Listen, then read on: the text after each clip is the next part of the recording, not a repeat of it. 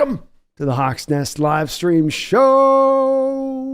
My name is Brandon Kane, coming at you today on the heels of a Seahawks loss and what may prove to be potentially, sadly, the loss that puts us to the end of the 2023 season. The Hawks are technically still in it mathematically as we stand, but we're going to need some help now, and you're going to need some help coming down into the final week of the season, which is never good.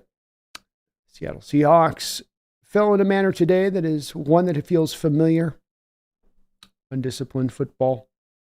A defense that doesn't have really many answers throughout the course of the day, nor many adjustments to be applied. Tackling remaining another big issue. Feeling like at times the offense can sort of do whatever they wish. But certainly didn't quite feel necessarily like a team that was hungering for the playoff hunt. Hungering to get in. There were some out there playing solid and strong and doing their best. And I'm not trying to question anybody's heart or motivation or any of that stuff. But boy, when you have an offense that just runs it down your throat, bully ball style like they did today, it wasn't fancy. It wasn't full of misdirection like the 49ers rushing attack. It wasn't going every which way but loose. But yet it took you down and took you down soundly without much real fight back from the defense, especially in this game. They only caused one punt, no turnovers, one sack, 2 quarterback hits. As I say about this defense on kind of a weekly basis, there's little to lay your hat on. I'm going to present to the chat today a question because I would like to kind of see where the Hawk contingent may find themselves on this one. I have a general idea of, I think, where this poll is going to go, but it's one where I'm also watching these not just to present a poll for entertainment purposes to you guys, but also to try to get a little bit of the pulse here with the fan base on this one. And it's one where how confident are we in Coach Carroll right now to go forward? If this is indeed the end of the season as it would appear to be at this point, again, not out of it. I'm not trying to say I'm giving up on the season or giving up. I said I will give the full year of Coach Carroll at this point. I will say this. He's making it hard on me to give him that full 2 years. He's testing that patience on that time I was going to try to give him in full because the stuff I'm seeing is just woeful, to put it lightly. This defense has not been a good defense for many years. It's not taking steps forward. It's not been an improvement on what we saw from them last year. The old issues continue to raise their ugly heads, including the one we saw this week that we'd seen, this one going back for about 5 years. Backup quarterbacks, third stringers, having good opportunities to be able to make some hay against this defense. And I don't believe that that's by coincidence or happenstance. I think it's purposeful. And I think there's a lot of real reasons that lie within why you see this happening to a Coach Carroll defense. And it's almost a canary in the coal mine of the if you see a backup quarterback doing this to this defense, one that is where it's at and should be so much better. None of us said this should be a top 5 defense coming into it. None of us said this should be a top 10 defense coming into the season. But we did say, hey, should be around middle of the road with the talent that you're bringing back to play. And while the Uchenna injury hurts and the Jamal injury and his inability to re-find his healthy footing stings, it's still not enough to account for a defense that finds itself once again another year at the back end of the bunch in pretty much any statistical category that you want to use as a metric. Points allowed, yards allowed. They're good at getting sacks, but some of their getting the sacks is the inefficiency that you have at play, right?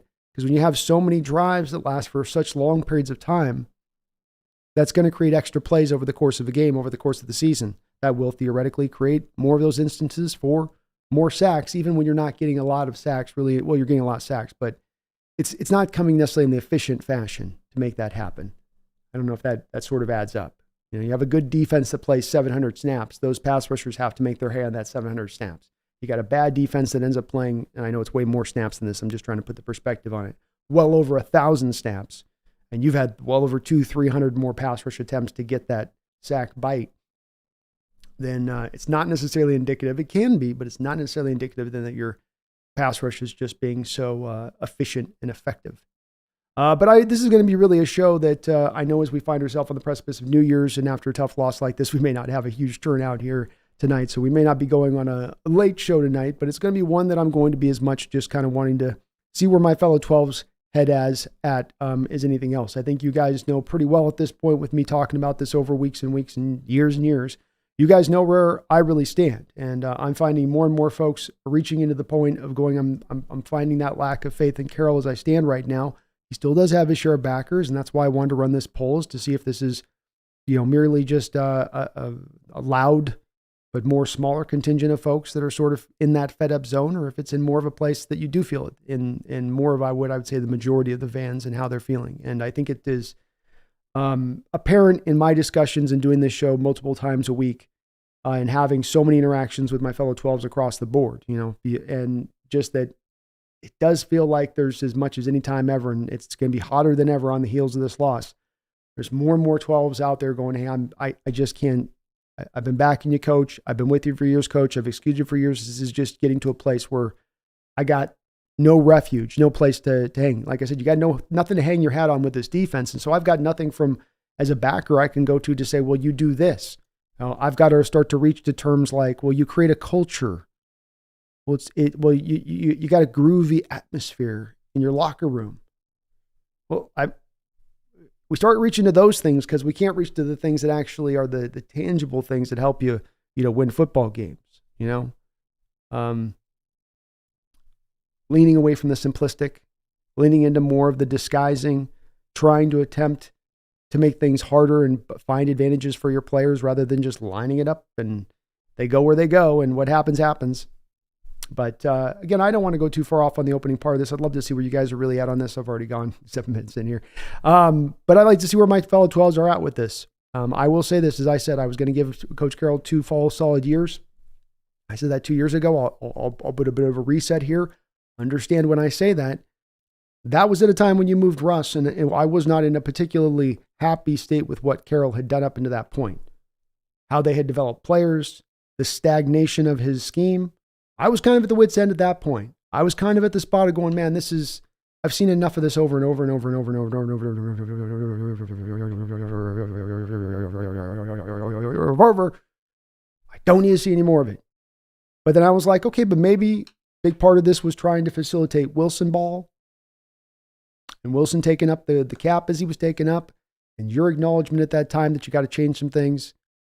But that just reset it for me for 2 years to come back in this in 2 years and go, okay, coach, where are we at? Let me look at these last 2 years. What have you done? Have you fit to your words? Have you changed? Have you updated?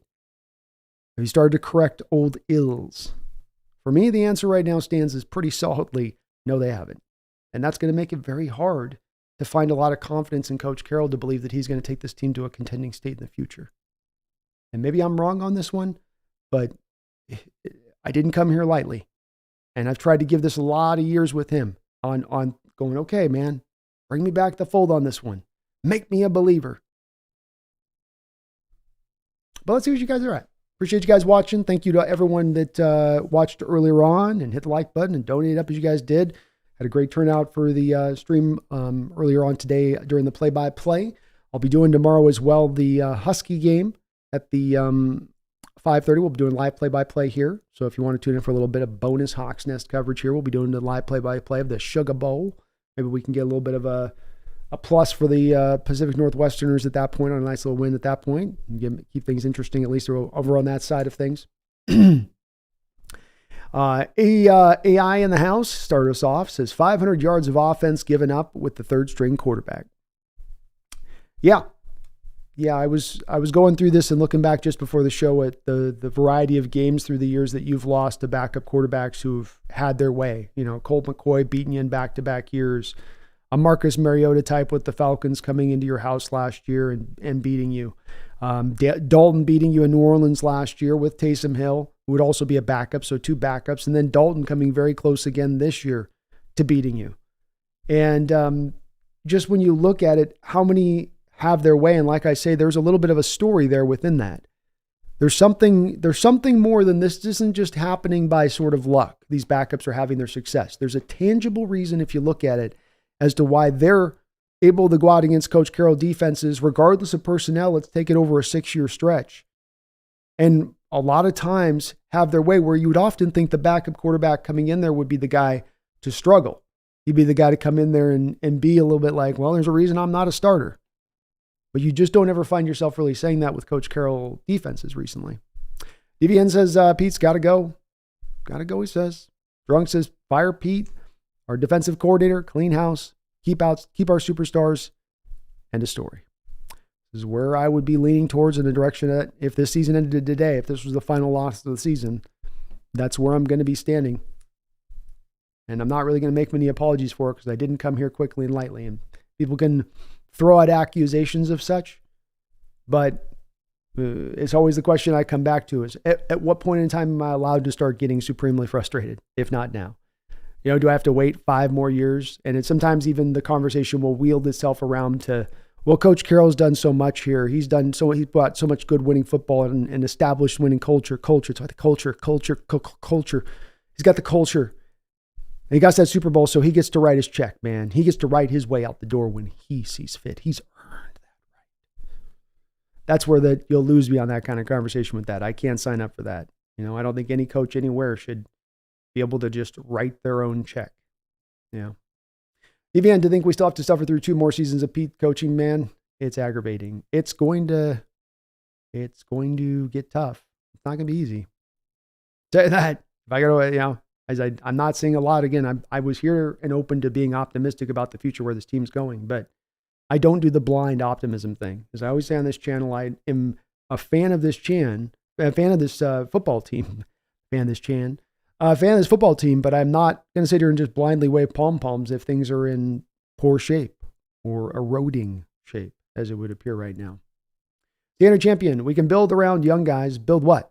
More of this crap? Laughing out loud. I wanted nothing more than Pete to figure it out, but I just have zero faith it happens. I mean, you put it the way that I also stand with this. I wanted to see Pete capture this. I wanted to see Pete reclaim this.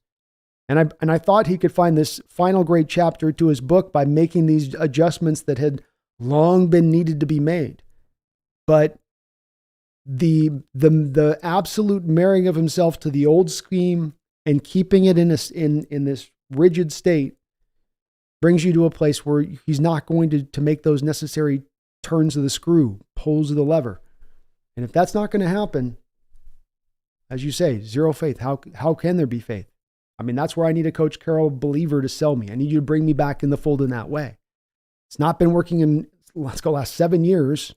You got 1 playoff win in 7 years. No one would say that that's a recent age of going out there and winning. So how do you get me to the place of, and not just in, don't talk about culture. How do we solve this rudimentary, simplistic approach, both offense and defensively, especially defensively? That's when you don't have a coach who will be even willing to adjust to what might need to be called upon to go to. He won't even come to the line and cross the line of adjustment, much less finding the right adjustment. Holy hand grenade. It's bad, y'all. Brendan is wearing the paper bag. Oh, he's got out the paper bag. It's getting dark in the Hawks fandom, man. What can I say? It was going to happen. William says, who's Pete going to scapegoat this time?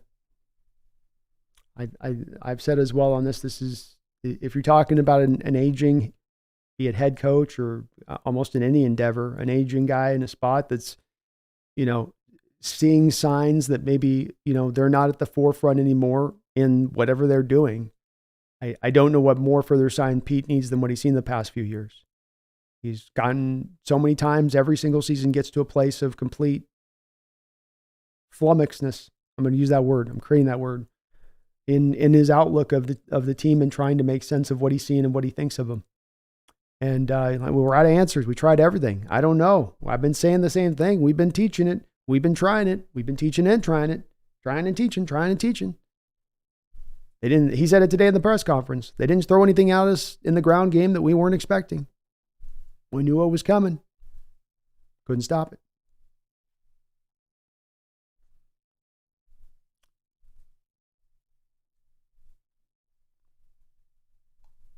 Drunk says, I'll always love Pete, but his scheme is not best. It's better to retire now instead of getting fired. I would agree with that as well. I don't think the team would ever get to a point of officially announcing it as a firing, even if they were firing him. I think that they would just say, unless Pete was just wanting to make it known that it was a firing and making it more public in that, which I don't think he would with that. But like I say, I think that there's a lot of signs here for Pete. I'm hoping maybe there's some people in this chat today that can convince me over to the side of it. I'm open to always having my mind changed on items. And I give this a lot of thought when it comes to Pete and looking at this scheme and watching the all-22 and cutting up that tape and diving into that tape. And you do a lot of stuff times you're sitting there watching this tape and, me in the middle of the night cutting away on it. I'm just sitting here shaking my head on some of this stuff that I see, where you're just like, man, you couldn't have made it easier. You couldn't have made it easier.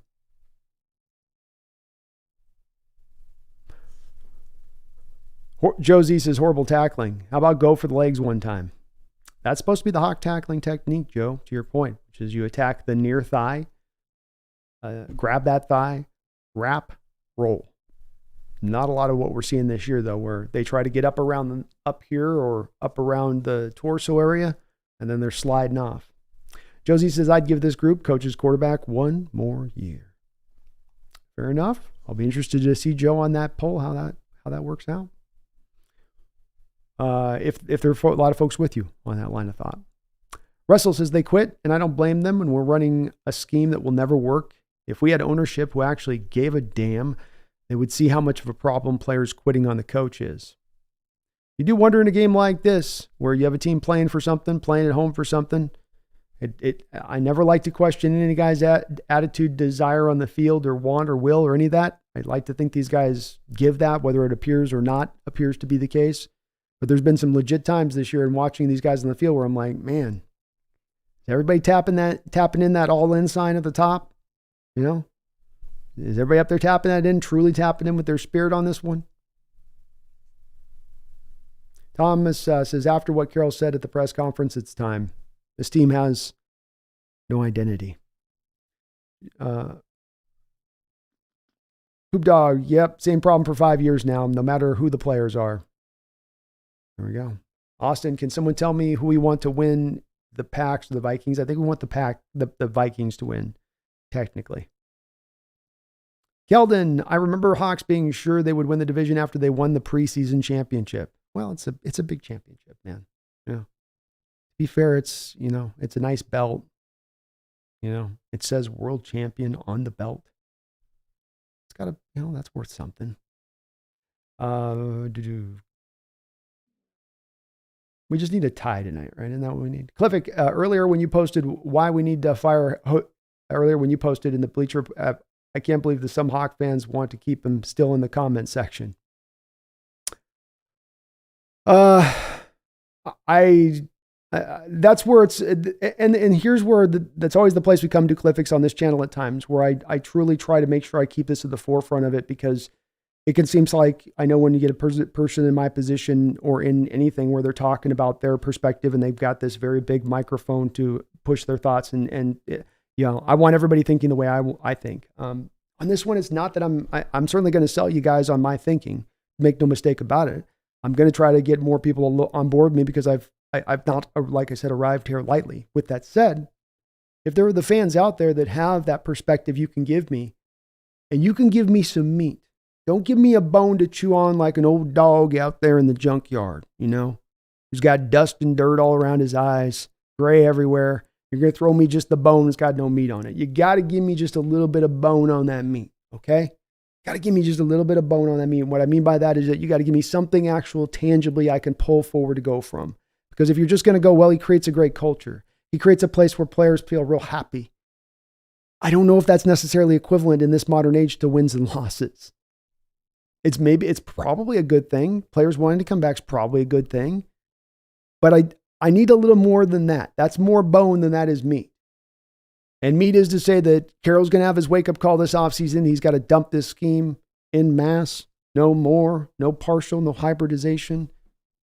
Got to buy into Waldron and letting him do whatever he needs to do full. Have the offense really turn towards the Rams offense. But then even if you said that, you go, well, but what do you have to back that off that he's willing to do that? And we don't have any backing that he's willing to do that.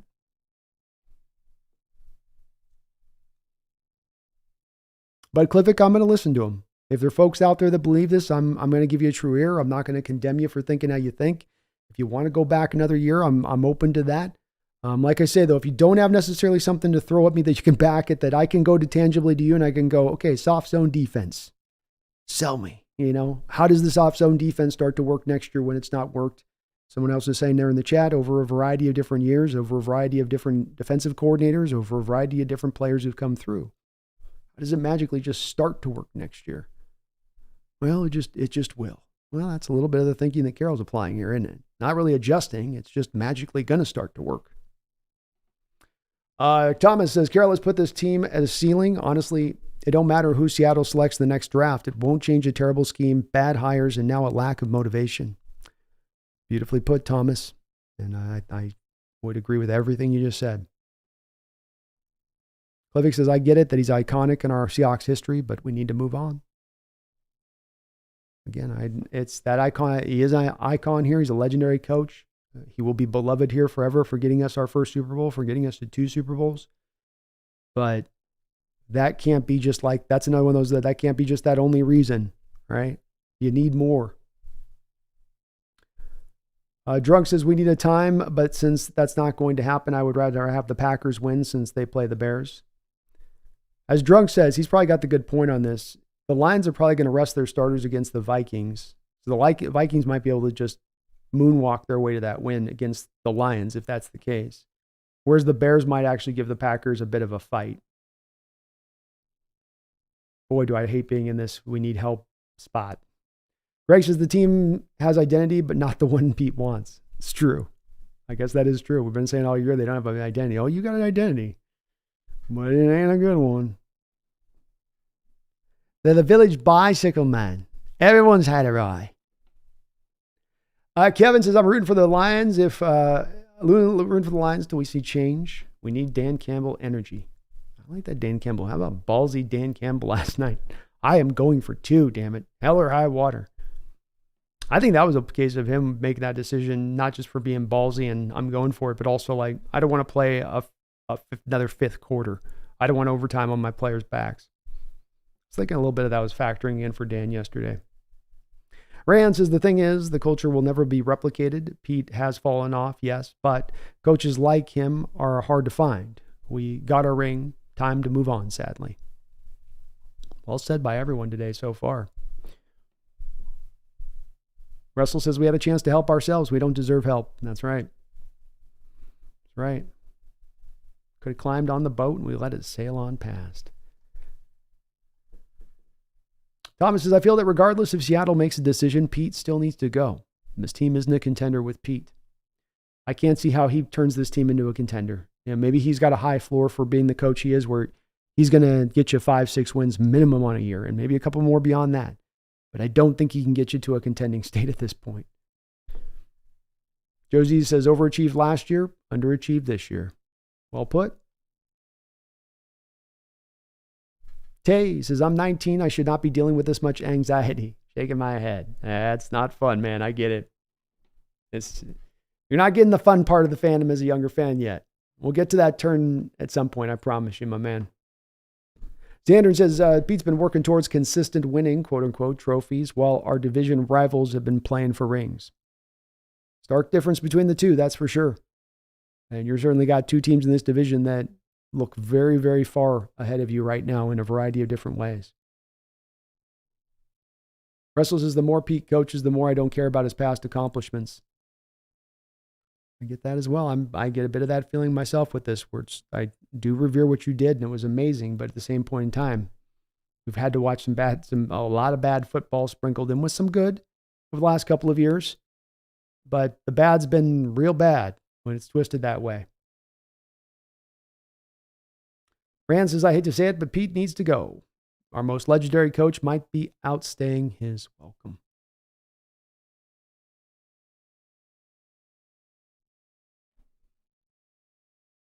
Larry says, Pete's fault when we lose, but Geno gets the credit when we win. Maybe dude should have played better than a backup quarterback. Yeah, that's a tough one, Larry, for me on this one. We're going to put this game on what you saw on that football field today was the quarterback should be the first thing, second thing, third, fourth thing that we go to as far as, the problems at play. I thought Geno played pretty good. Didn't play perfect. The turnover hurts, but it's hard to see blindside rushers. When you look at it in that play, I believe Charles Cross has got chip help. As much go to Charles Cross as Gino. I played, man, we gave you chip help, and you still couldn't get a pass block win on that, meaning keeping him under pressuring the quarterback in under 2.5 seconds. Agnes's most legendary coach wasn't even this trash, Pete. Thomas says the Legion of Boom would be embarrassed if this happened to them, but the lack of motivation when it's week 17. Yeah, no urgency on the football field. You really felt, at least especially defensively to me. I just kind of felt like guys were out there just going through it almost not full go through the motions, but there were some shades of that. And it was wild because last week in Tennessee, you had some hitting, you had a little bit of live fire going. Felt like guys were kind of more into it, just didn't feel that same level of engagement in this game.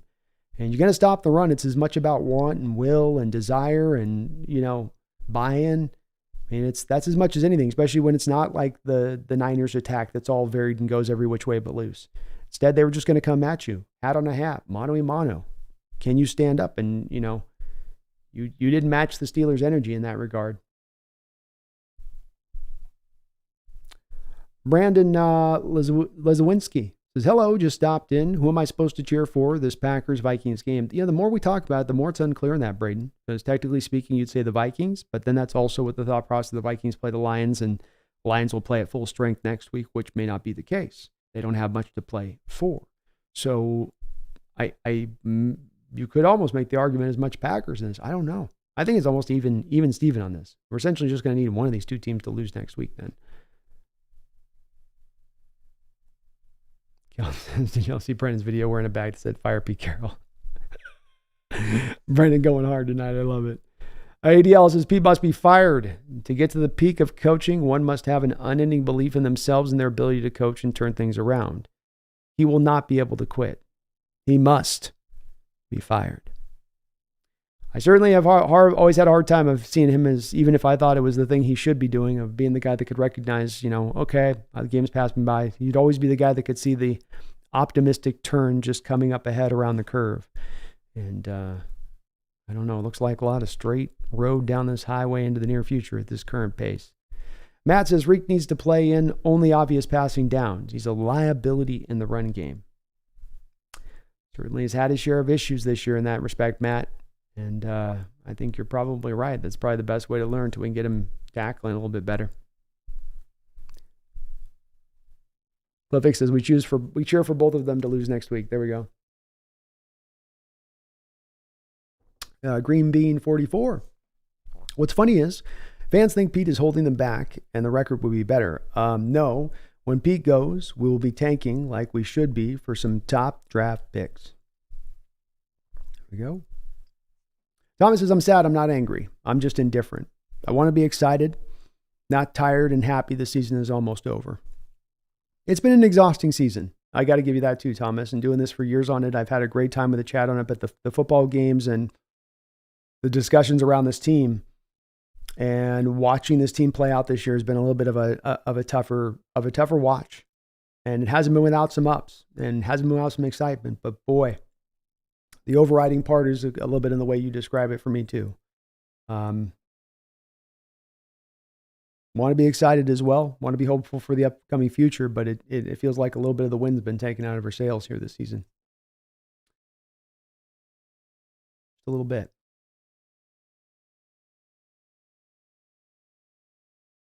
Just a bit.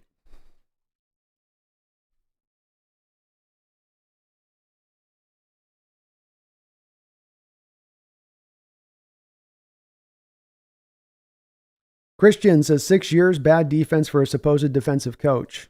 Same 49ers game plan. Get past the linebackers, and they know the safeties and corners aren't willing tacklers. Yeah. Same game plan. That's another common thing we can probably say. Will Invader says Pete gave us too much to be fired. He needs to retire, if anything. That's the way I think even if they were at the place of firing Invader, I think they would say, look, we're just going to announce this as a retirement. You're being brought as a consultant back in and you want to, I don't think that they're going to go to the true blue of firing him. But who knows? It's a hard read on that part of the situation for sure. Poot Dog says, so are the assistant coaches not able to get the players to tackle better? My contention on tackling is this. And there are some teams, I guess, that are better at attacking this than others. And so maybe they're having some sort of magical technique they're coming up with. I call it magical because the past 2 CBA negotiations between the players and the owners have seen the players really put at the head of their want list is less practice time, less padded practices. And so what you have with tackling is the only way to work on tackling is padded practices, is hitting. And when you limit those down to the bare minimum level they're at, it's very hard to then train and teach it because you can't go as hard as you need to go to get it across. So, as I said, some teams have this in a better spot than others. We're one of the worst ones at it. To me, it comes down to sort of players' willingness. How much are you willing to go and work on this on your own in the way you need to work on this to get good at it? You know, because if you just do some finesse kind of drills for something that's going to require physicality and you put your hat in there, that's not going to be good enough. So there's probably some techniques, but boy, I don't know. It's for me, I'm always at a loss when how they teach it, when you can't let them get in there and get dirty with it. Steeler fans showed up. Yeah, another not great sign when you're seeing so much yellow in that stadium. I know Steeler fans travel well, but that's our house. Adrian X says, didn't we have a number 7 back in the day? Ooh, yeah, number 17, Dave Craig. But not a number. I don't think we had not another notable 7. I don't think we did, Adrian X. I might be wrong on that, but I can't remember us. I can't remember us having one.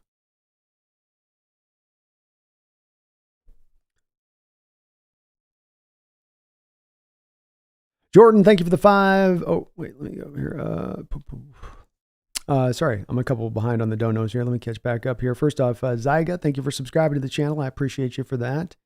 Sanchez, thank you for the $2 donations. As we fire Pete, he goes to the Commanders and rushes the quarterback. Oh, that'd be hilarious. No, yeah, anything's possible, I guess. I do think that this is his last job. I mean, he was talking about this being his last job 7-8 years ago, you know. That was when he was even a younger guy. So I just don't think he's going to want to pick his whole family up, go somewhere else, restart the whole process again, especially when it's gone kind of as badly as it has with some of his philosophies being brought into play. It's not like he can't say he hasn't gotten his players or being given the assets by which to work with to find success here. I mean, you can get to a kind of a self-delusional level, I guess, at some point, but I suppose it's possible. My mind would be blown if I saw that, Sanchez. Legit blown. Jordan, thank you for the $5 donation. It says, I think the bigger repercussions to keeping Pete is us losing players because they don't want to resign and players not wanting to come here. I think it's a valid concern at this point. If you as a coaching staff are not showing that you're maximizing the players you have on your roster, why would a player from the outside looking in want to then come to your roster? And I think if I was a player looking at the Seahawks situation, I go, well, I'm gonna go there to be a, defender. I'm playing in this defense that's going to make things easier for offenses and not make things easier for me as a defender. Is that the best thing for me? Kind of a spin, Jordan, on the old thing about, well, Pete's here and that's what makes players want to come here because of the culture he has and what he fosters. So you'll lose a little bit of that free agent open door that you have, but do you? In the question you raised with your donation. And I think that's a valid question. It's a valid question. Thank you, Jordan. That $5. I love the spin on that because it's always spun the other way. It's always spun that, and this is such a destination location because Pete is here and his program. But is that as much true in this modern day now? I think it's a fair question to ask. And I lie with you on that one. Carmelo King, thank you for the $5 donation. And sorry, a little late on the donos here. Says, hi, does our defense not want to play? We sign all these players. They don't do anything to help Also, are we signing Herbert or Fields? Well, thank you, Carmelo, for the $5 donation. You bring up a very good question in regards to why do you go and get a Draymond Jones? And he comes here and he seems to be less of a player than he was with Denver in any of the years that he was playing for Denver. Why is that the case? Why does it seem you bring these guys in and you just don't seem to maximize who they are and what they are? And that's where I do tend to go back, Carmelo, to the scheme itself. You force players in. See, the old thing where a good coach looks at a player he's got and he goes, I have my scheme here and my scheme does this, but I got a player here that does that. Now I can do two things. I can force that player to do this, which isn't what he's good at. Or I can lean into that player's good parts of his game. What we do is we take a player and we force them into what we are. And it doesn't matter whether you're on the offensive side of the ball or the defensive side of the ball. We're going to force you into what we do and what we are. That's how you end up with Jimmy Graham as an inline tight end when he should have remained as more of a slot type wide receiver.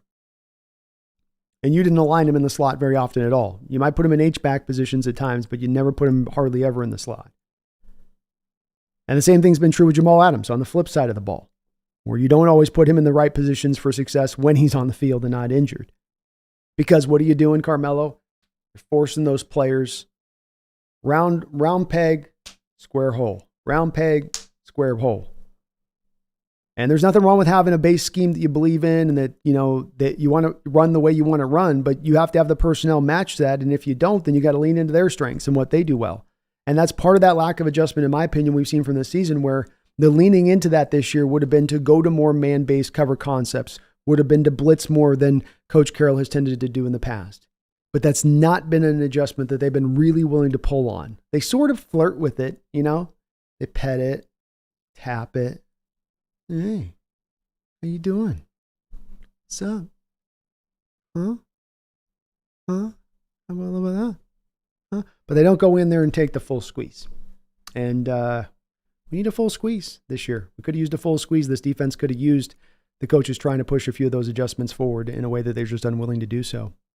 I don't think that there's really a functional way to get Herbert out from under the Chargers. There's going to be a coach that's going to sign for the Chargers almost explicitly because of the fact that Herbert is on that roster and they have their quarterback situation taken care of so they can concentrate on the rest of the aspects of the team and not get bogged down, as so many coaches can have a tendency to do so if they don't have that in place. Fields is a little bit more of a possibility. He is a guy that I think the Bears are going to trade this offseason. I would imagine they probably get like second to third round pick potentially for him. I don't want to be the team to make that trade. He is getting through, the back end of that rookie deal. You're going to have to pay him sooner than you're going to have to then later.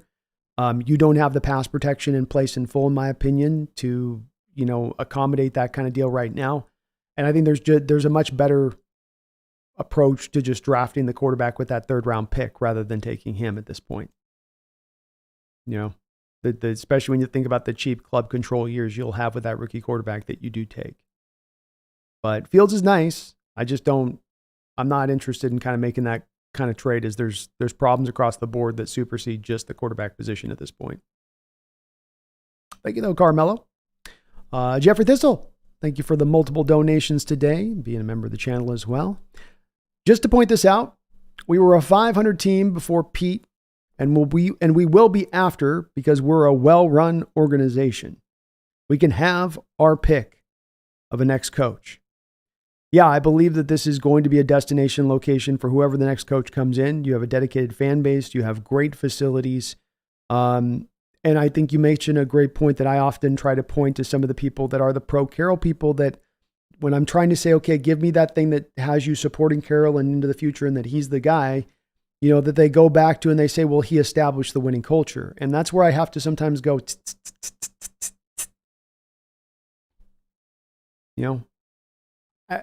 you had won, 4 division titles in the 2000s with Coach Carroll, 3 or 4?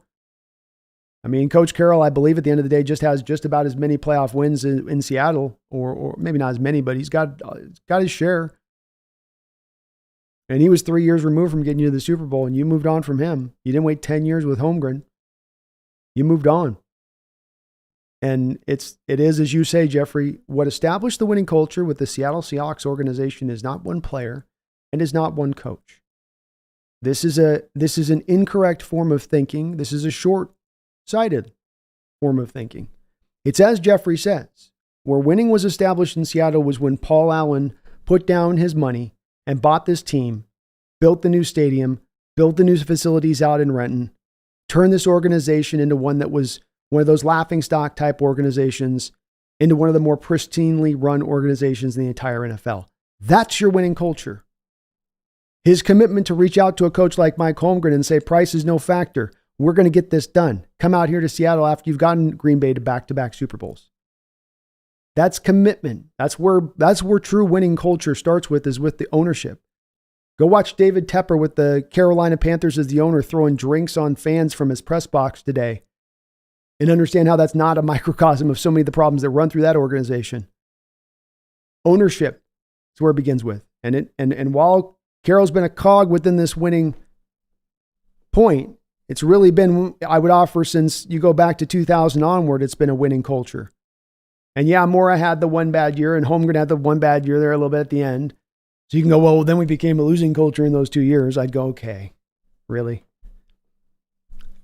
But yeah, we had Allen was the guy that brought this thing where it was taken, where it's been taken to.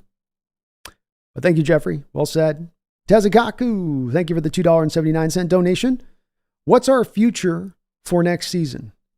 Well, I can tell you what I would like to see as the future, and I can tell you what I think is likely to be the future. Tezakaku. I would like to see Coach Carroll retire and the team go out and find an offensive-minded head coach and take that approach and start to maybe, instead of having to push forward hard next year into let's go for it next year, let's get this thing back to the right shape of things. Let's get the truly the foundation on point, let the right players in for the coach's scheme the way he wants to run it, because I imagine you're going to get some changes there. And go back to the basics a little bit with this. What I think is likely to happen is you're going to get Coach Carroll coming back another year. The team is going to make a couple of desperate moves because they're going to be pushed by Coach Carroll's urgency of wanting to get this back to right. And you might end up just throwing the good money out with the bad. And the whole, sunk cost fallacy starts coming into play. Well, we've dumped this much into the Carroll experience already. We got to keep dumping in because we want to get our returns back, as opposed to just thinking, man, we're just dumping something in that's just going to be an endless hole and it's just going to drop down into the drain and be gone. So I unfortunately, I'm not trying to be too pessimistic here, Tezakaku, but I think it's more of the latter if I had to be a betting man. I think Carroll's an optimist. I think he'll look at this year as, well, it's year 2 of a rebuild since Russ, and, come up with every, placeholder reason as to why there isn't something more at the source of this, in the spine of this. And that probably means another year of Coach Carroll here. Trying to find the positivity here, folks. I promise I am. Barry Sortoro, thank you for the $5 donation. Says, I'm just here to pile on. Hashtag Fire Pete. Thank you, Barry, for the $5. Nothing wrong with piling on, man. Nothing wrong with piling on. DBN, thank you for the $5 donation. What type of ritual must we do to get us the Ravens' new offensive coordinator, Todd Monken, as our head coach in a year or two? Laughing out loud. Can the kitty help? Work some kitty magic? Let me get down and let me see on this DVN. She's right now curled up in a little bit of nap. So she can be a little bit feisty. I got to keep a little bit of my space after I wake her, but it's a good question. Let me ask. Pumpkin, can we get Todd Monken as our next head coach? He's the offensive coordinator for the Ravens. Can we get Todd Monken as our next head coach?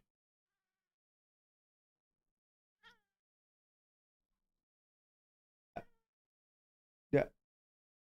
I don't know. Was that a yes?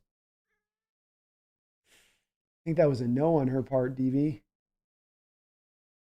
I think that was a hard no on her part. All right. Yeah. She's out on that, DVN. I guess she's not a monkite. You know what I mean? A Munkinite. But both Munkin and the defensive coordinator for the Ravens are doing outstanding work. And why Harbaugh's lasted as long as he's lasted, in my opinion, is because he's committed to bringing on really smart coordinators around him.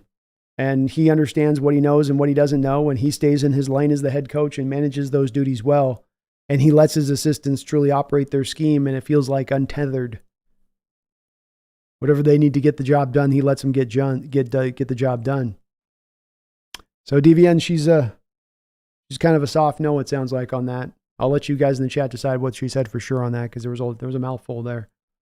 But I tried. I'll try to work some kitty magic this offseason one way or another, DVN. Maybe she was saying, Harbaugh. maybe that was coming out. Robert Jimenez, how you doing, man? Dave never lies. No, it doesn't. Lou, Pete will not get fired unless Jody Allen sells the team. Pete will be the coach next year.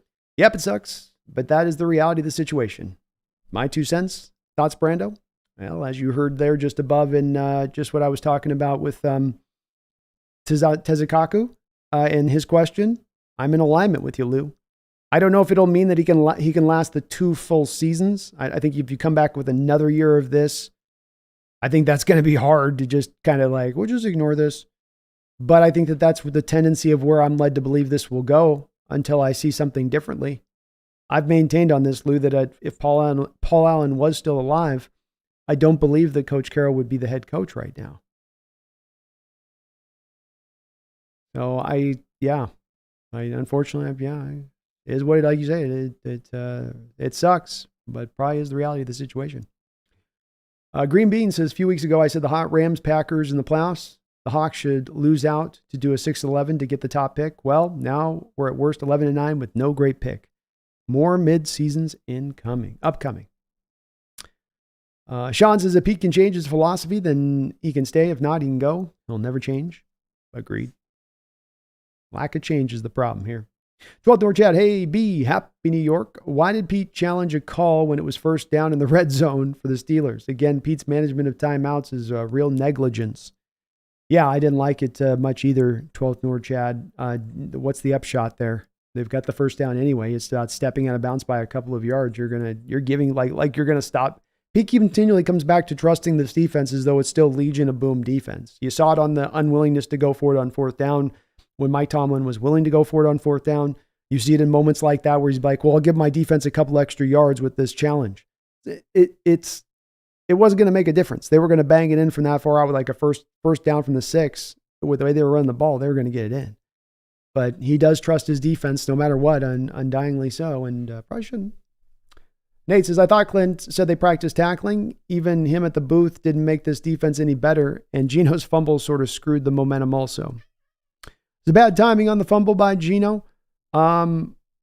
It's hard to anticipate pressure coming from the backside on a pass rush win under 2.5 seconds when you're getting the chip block on the backside. That whole purpose of that chip block is so Geno can concentrate on the pressure he's got in front of him here, and the chip block is eliminating that backside that he can't see. So that's Cross screwing that play up to the nth degree, quite frankly.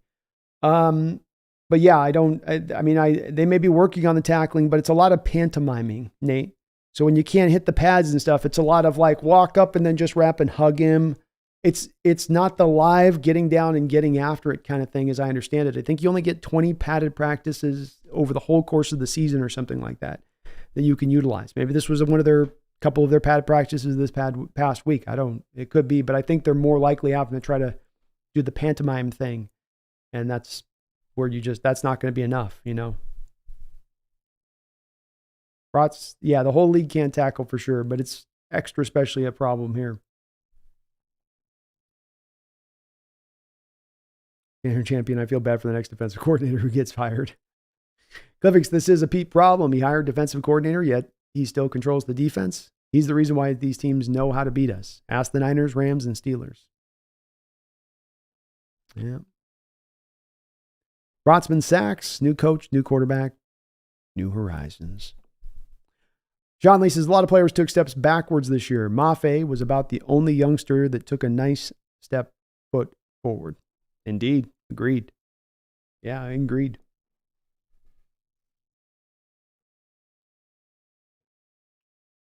Robert says this team will be mediocre at best until Pete Carroll decides to step down or he's fired.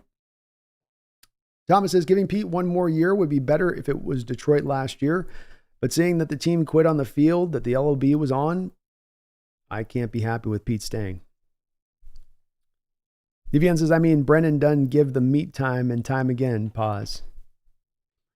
Done give the meat time. Russell says, it's bad when nobody's blaming Geno. Finally, everyone's starting to see the problem. Yeah, this is one where you can try it if you want. Stretch, you're gonna have to stretch real thin to get it out there to Geno on this one. I'm gonna have a hard time with that one, but yeah, I think most are at least seeing this is for what it is at this point. There's a long season of this long couple of seasons of this stuff. Go look at the Raiders game last year. Go look at the Carolina Panthers game last year. These performances are all very similar on the defensive side of the ball, and not in a good way. Raul Havanius is trade for Russell. Fresh Prime, I just joined, but do we still have a chance for the playoffs? We do, Fresh. We've got to get some. Obviously, some of it depends on how the Packers-Vikings game plays out tonight, but we're going to need some help to get in. We can't just win and get in. We're going to need some teams to lose. Devian, it's just annoying. With Pete Carroll, we actually won, and we have never even sniffed a Super Bowl caliber team before. I'm sick of hearing that. Have more faith in your players. It's annoying with Pete Carroll. With the quote unquote, with Pete Carroll, we've actually won when we have never even sniffed a Super Bowl caliber. Yeah. Thomas, I'm also struggling with the faith on that we're going to be able to handle the Cardinals. They just beat the Eagles. Not going to be an easy game. Iwajukie says, well, I've been driving the Fire Pete bus for a mighty long time. Looks like there are a lot of new folks trying to hop on board. Welcome. Let's get Pete a gold watch and the hell off our sideline. There we go. I know you've been on that board, Yui. Cliffy says, I agree 100% B. Thank you for sharing your opinions of us having different opinions. Absolutely, man. This place is always welcome for people that want to think differently, not necessarily have to be in alignment with me. And I think I do a pretty good job of being open to be respectful wherever you may land, and even if you stoutly disagree with my take. I love having the different opinions and perspectives in here. I really do. I think it does help us get closer to the truth, wherever that may be. Brandon says, the Lions have played spoiler for us before. Cough, cough. Packers. That's true. They helped us out last year. Why not again, right? Long live the king. Thank you for the $2 donation. I appreciate you for that. It's great to see you in the chat tonight. Can't draft a quarterback who can stay put over 40 times. Can't draft a quarterback who can put up over 42 points per game. Oh, there we go. Okay. So yeah, you can't draft a quarterback who can put up over 42 points a game. So Kings is essentially saying that this isn't just a quarterback problem.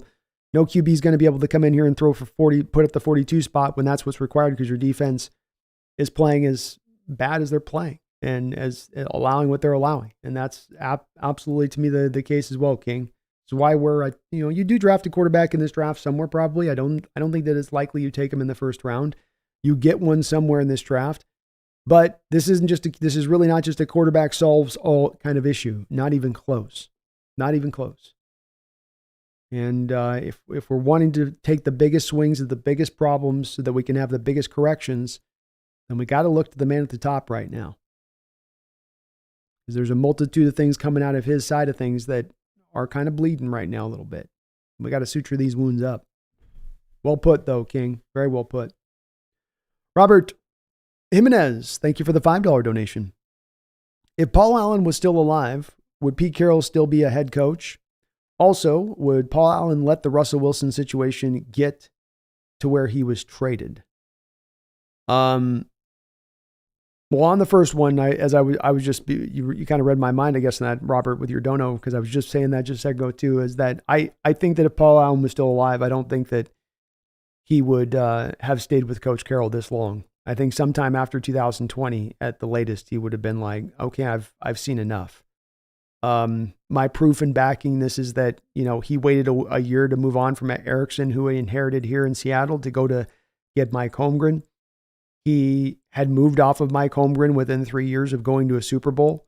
He moved off of Jim Mora after only 1 season as a coach. When Paul Allen recognized that he didn't have the right guy in place, he did not hesitate. He did not blink. He made the move that needed to be moved. So when it comes to that one, I feel very firm that he would not be sitting on this going, let's just ride out another 10 years. Let's give him carte blanche check to write his own exit. I don't think that that's something that Paul Allen would be saying. In regards to Russell Wilson, the second that Russell Wilson the prior year, the year he was not traded, but the year he came out and he submitted a list of 4 teams that he would be traded to, and he talked about getting hit too much, and he went on his little press tour from hell there for a moment there, kind of shading some of the organization. The second he did that, Paul Allen would have said, move him. So Wilson would have been moved the prior year. He wouldn't have given a lickety split about the dead money at that point.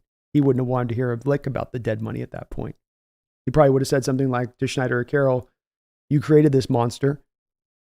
I don't care about that. I don't want him in the house anymore. So I feel pretty strongly about both those two takes and feeling that that's where both those would be if Allen was still alive. And it does go to show you, that winning championship football does start, as much as it might seem silly, like really starts with a billionaire owner. It does start with great ownership. And we'll learn about that with Jody this offseason, I think, in a major way. Thank you, Robert. Appreciate you. You guys are very kind, as always, on your donos and support to the channel. Good time is also just to mention here, as we wrap up our first hour of the show here tonight, this is a show that's going to be brought to you by Underdog Fantasy. Underdog Fantasy has been sponsoring the Hawks Nest throughout the course of this year.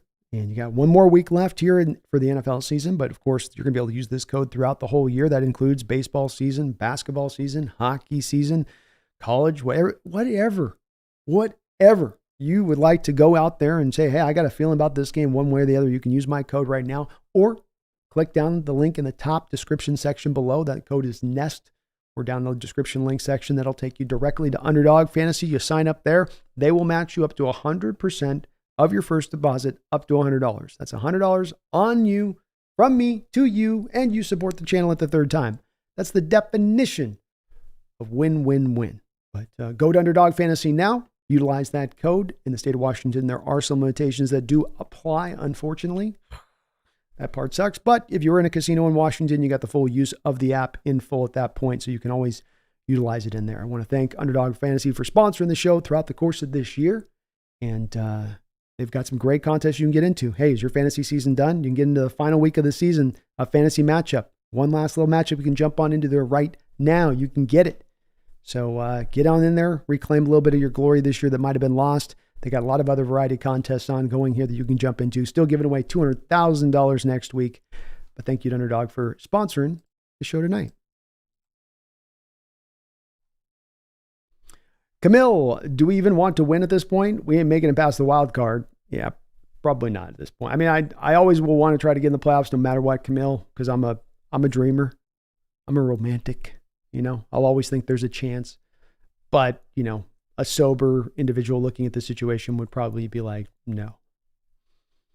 Thomas, I slowly came to Fire Pete. I slowly came to the Fire Pete bus, but I don't believe it. I don't believe if Pete goes, there are no good head coaches. There are multiple good head coaches, especially Ben Johnson. Yeah, I'm a believer in that as well. I think there's a lot of good coaches throughout this nation, and it just takes the right process for how you hire. And this team has done pretty good in hiring. 2 of the last 3 hires have been hit it up in the upper deck shots. I mean, in Carroll's case, you knocked it out of the stadium. So you've done a good job in your hiring process in recent years, and I do believe that there are coaches out there that could make a lot of sense here. And I'm like you, Thomas. I slowly did arrive here. I've given it a lot of time for this wine to breathe. And it's still vinegar. Jordan, Rams are vastly better coach team. They don't have near the talent we do. Nope. They're also sitting on just a little bit of what we call $57 million of dead money, yet doing what they're doing. John says the Rams were supposed to be a garbage rebuilding team this year, and yet they are better than us. It stings, especially when they beat you twice. Steve, Pete put together Legion of Boom, one of the best defenses to ever play the game. How is it Pete's fault? I don't know, Steve, what one of those would have to do with the now. The Legion of Boom, Steve, was 10 years ago, and it was certainly, as you say, a historically great defense and one of the best teams ever. But in the last 7 years, Steve, you got one playoff win. You're 1-5 in the playoffs. You haven't been an elite squad for 10 years. You haven't put a top 10 defense together in 10 years, despite having a defensive-minded head coach. You have a supremely undisciplined football team that can't tackle for nothing. I don't know what that's where we come to Pete, Steve, when I talk about bone versus the meat. And if you're talking about Legion of Boom, you're talking about 10 years ago, you're kind of losing me, and that's more bone than that's actually giving me meat to go off of, because that's a long time ago. That has nothing to do with the now, nor to do with the confidence in the team moving forward, and to build confidence in the team moving forward. Drunk says, if we do move off of Pete, who we hire? I mean, as he said, Ben Johnson with the Lions could be a good guy to look at. You certainly would kick the tires on a guy like Harbaugh. I know Dan Quinn would get a lot of love and Seahawks fandom as a guy that they should go to. I think you've got to invest in the process of the hire, which is you put a committee together, which is what they do. They get outsiders in there. You reach out to a guy like Mike Holmgren. You reach out to these outsiders, say, who's some names out here you're hearing about? You distill down that list and you go find the right names, go find the right guy from that. And Drunk, yeah, we're going to see about how much Drunk Jody does care about the team, I think, this offseason. That answer is going to get a lot more. That's been one that I've had a question in my mind of, but I think we're going to get that firm answer this offseason. Lou says, trying to simplify this, goal number 1 is the Super Bowl. How do you get there? Well, that's where we come back to. I think it takes a new coach at this point, because I think you have some systemic issues, some real root issues that if you just continue to deal with the symptoms, you're not going to get back to the cause of the problem. And that's really where it goes. If you're talking about getting to elite, that's where, Lou, my confidence is shaken. Like you said earlier, we're probably going to have to run this back no matter what, but it doesn't mean I have to have confidence that they're going to get it there. I'll support the team and hope I'm wrong if they go down that route, but that's where it's headed. BLM Ben, how the F would this be on Geno? Offense can't do everything. Amen. Poop Dog, get Russ on the league minimum, and Denver would have to pay the rest of the $37 million. That would be the ultimate burn on the Broncos if Russ wins a chip again with the Hawks. Just dreaming. All right, well, I was trying to say that, Poop Dog, in the stream this last week. I was trying to present that as a pathway that the team could, theoretically take.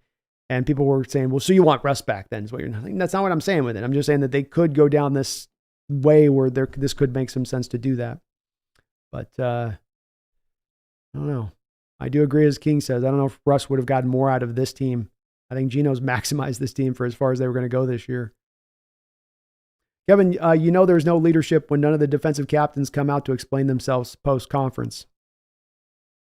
Something that KJ Wright was pointing to a couple weeks ago was that there was a stunning lack of leadership on this team. And he could point to a guy here or a guy there, kind of. But that it was something that stood out to him, and I tend to agree with him. Stands out to me as well.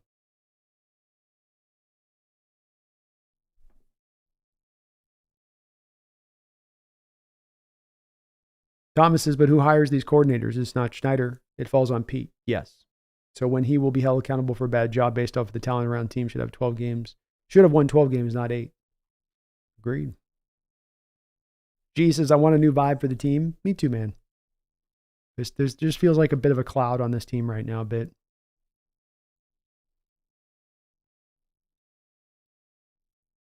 Thomas says, I feel what KJ said weeks ago is true. Pete's not reaching these players. Agreed.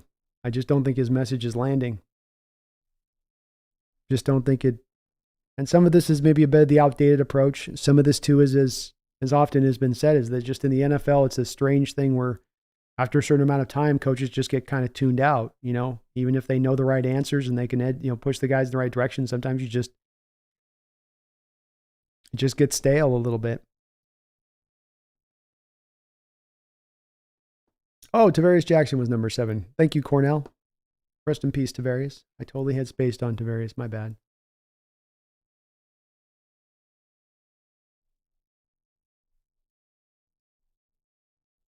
Anders says, so glad I see a bunch of hand wringing about who could we possibly get that's better than Pete anymore. Yeah. The floor is not as, the ceiling is not as high, tall as it once was on that part of it. Diego says this used to be a desired spot in the NFL due to culture and winning, but no longer. Bobby Slowick, that's another good candidate out there. I'd be open to that. Tommy says, yes, I'm adequately lubed with alcohol now. Time for a measured discussion on how bad Pete is. Rogers Green, Pete isn't motivating these guys and always took a bullet when you played Adams all year. Not one of your best players. Also took a bullet. Yeah, that one definitely hurt. Frederick, what's my ideal coaching choice next year? Harbaugh, Dan Quinn, maybe give Flores another shot. My opinion, Frederick, is I'd like to lean into going for an offensive-minded head coach. And the guy that you mentioned in there, Harbaugh, I know that this is a divisive figure in Hawk fandom for a couple of different reasons, but I've loved the work that he's done there at Michigan since leaving San Francisco. He's won at every coaching destination he's gone from, be it San Diego State, to Stanford, to San Francisco, to Michigan. He wins wherever he goes. So he checks a lot of the boxes for what I would like. I'm also leaning into an ideal for us in this situation, if I'm a Hawk fan, is if I look to a new coach, what's brought us back the best hires in this history? Who have been the best coaches in this history? Chuck Knox, Mike Holmgren, Coach Carroll, the best. Okay, not in that order, but those are your three best. All three of those guys had a track record of head coaching prior and head coaching success prior to coming here. And at least in Carroll's case, it was at the college level mainly, but he had done some head coaching as well at the pro level, just hadn't had he'd had kind of a middling record at that time. But I think Harbaugh also fits to that as kind of, that's why to me, he aligns up as the one that I would like most. But I'm not picky on this. It's not a Harbaugh or bust kind of situation. I did hear about Nick for Brendan with the bag over his head. That's hilarious. I'm not surprised he's got to that spot either.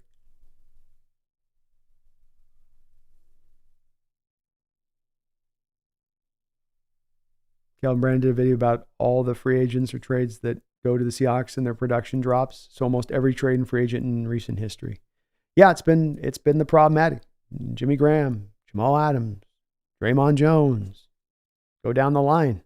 You bring guys here and they play at a lesser place, and that speaks to Keldon, the coach is not maximizing the talent. Yeah, it says for all his faults, Pete still has the best sideline celebrations and cheering of all coaches, and that for me is worth the pain when we can get it.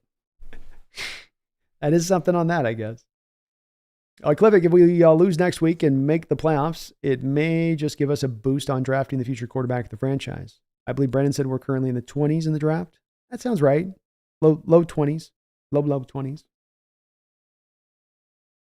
TJ says we really have to depend on Justin Fields next week to get in the playoffs. Yeah. Pretty much.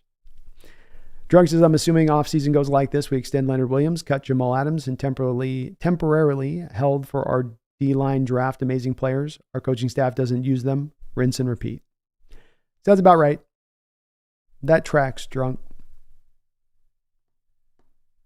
Aaron Smith says, it seems like the NFL has changed and Pete hasn't adapted. That's my outlook on it, Aaron. Remember when he brought this defense to play back in 2009? A lot of the NFL was kind of scoffing at it at the time. You're going to run this 1980s defense in this modern age with all of the modern offensive iterations that can be unleashed upon a simplified defense such as that. And Coach Carroll said, yes, I will be. And he made one of the more magical defenses we've ever seen, one of the best defenses in NFL history. But the NFL is in an ever-changing state. And there are so many reasons for this. The amount of coaches that went out of his tree and utilized his defense in other places. And so you had a proliferation of the simplified defense. And so that then opened the door to offensive coordinators solving this defense, finding the plays that would work against this defense. And you give 10 years of that going on, that gives a lot of plays and a lot of time for smart offensive minds to figure out creative approaches to attack simplified schemes. And that is indeed what's happened. And Aaron, it's constantly moving forward. I mean, just take the last 10 years alone. Take one thing like pre-snap motion. 10 years ago, 12, 13 years ago, you'd see pre-snap motion, I think, run at like 10, 13%, something like that. Now it's run like 60% of offensive plays. It's just one little thing in 10 years that's changed tremendously. And there's so many other parts in the NFL that change with it, but you've not changed anything within your defensive scheme. Yet you still do run the same old kind of approach with that.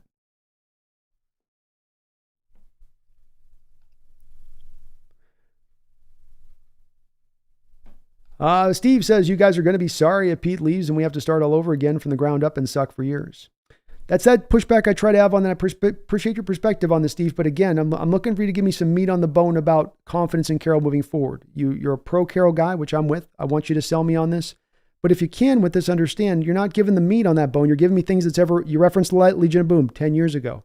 You're referencing, we're going to be sorry if we move on. So we're going to approach our coaching decision from a fear-based model. We're not going to think about what we go out there and get as the good thing. We're going to be just scared about how it will just simply go even worse if we were to move on from him. And my real baseline, Steve, issue with that line of thought is you can't kind of consistently apply it, Steve.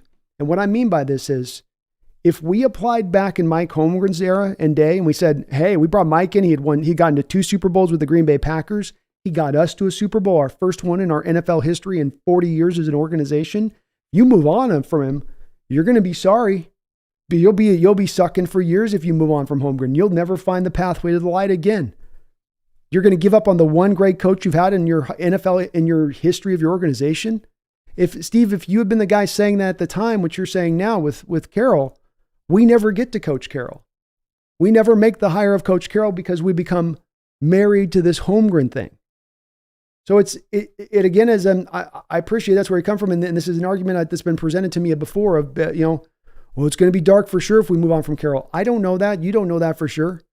It can go a variety of different ways. And here's the thing about it. It might go dark for a year, like it did after you moved on from Mike Holmgren. It got really dark. More was crap.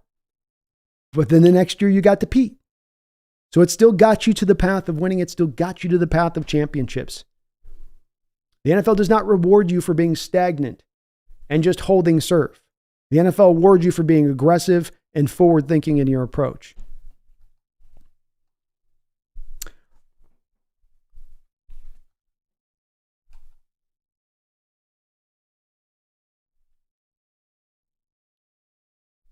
Thomas Cox, I don't see Harbaugh from the Ravens forcing his players in an outdated scheme. Same with Reed. I see these offensive guru head coaches having a top 5 defense.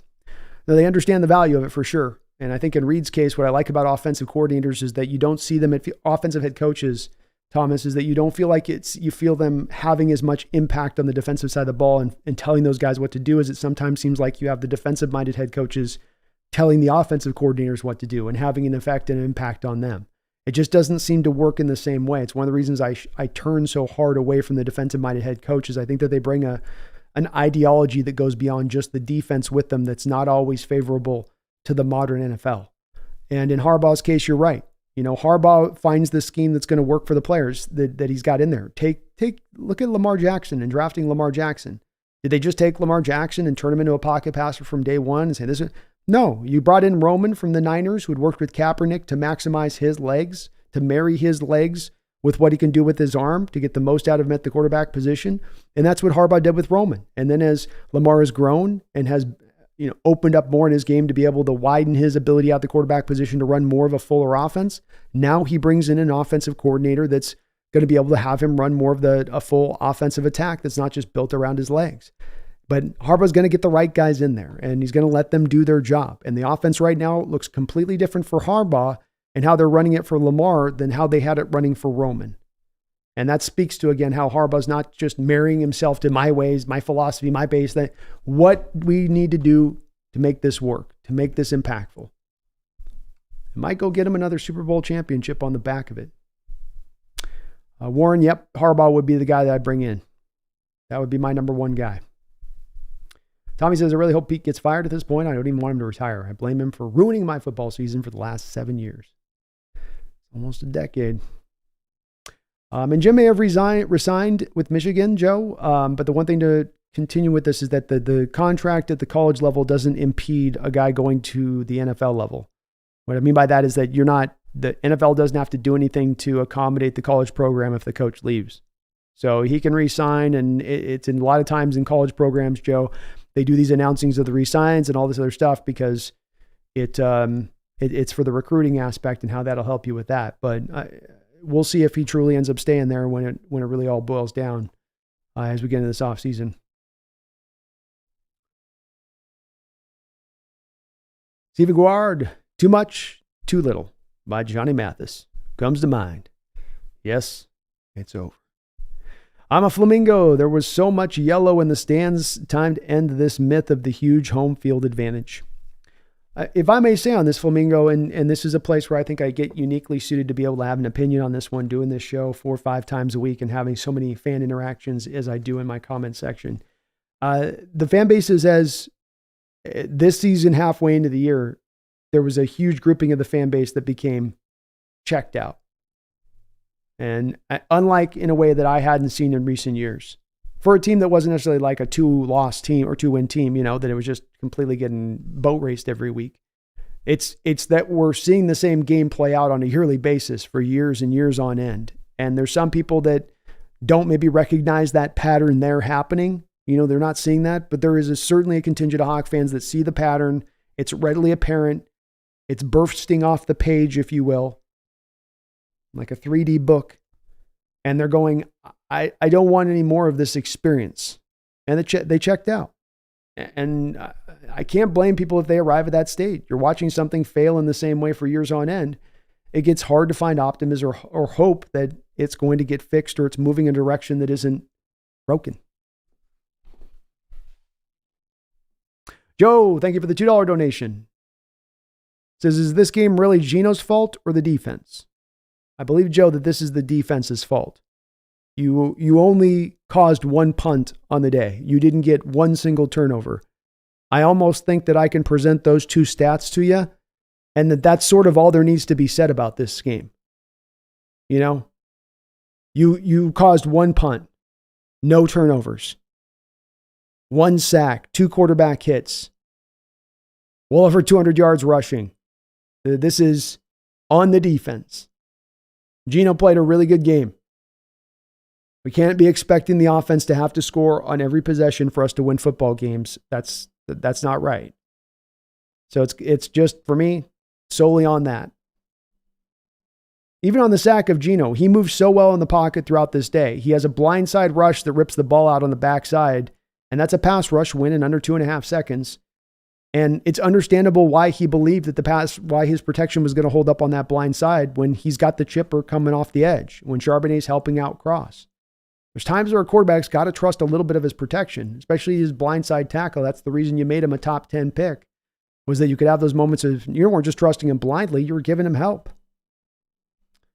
Lewis says, Gino misses as many passes as Patrick Mahomes this year playing behind a shit line.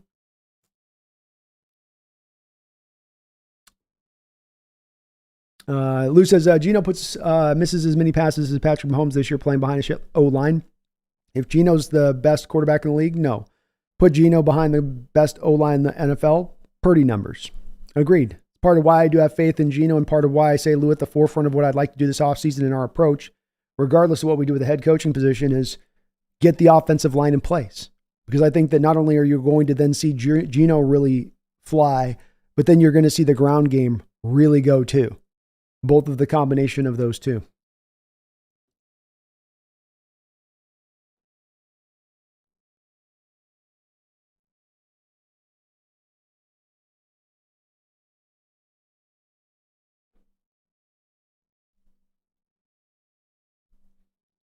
Randy Cat, now, Pete established this culture. Don't get it to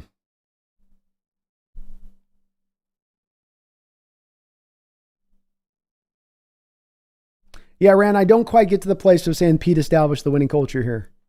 It's hard for someone to make that argument when you had been to a Super Bowl 4 years prior to the guy arriving, right? It's hard to say that when you had 4 division titles within the prior 10 years to the guy arriving. Did we have a couple of year downturn with Mora in the last year of Holmgren? Sure, but that's a 2-year period. That doesn't bear out necessarily just a pure losing culture. That was as much a failure of Jim Mora as a coach in that season as anything else, exemplified by the fact that Mora was fired after 1 year, which is kind of hard to have happen to you as a coach. You got to do a pretty bad job for that to be the case. Carroll reestablished but it was established here. He reestablished. It wasn't like brought from bare scratch to nothingness. But it's certainly been said before, so you're not the only one that believes on that. I can't get there myself.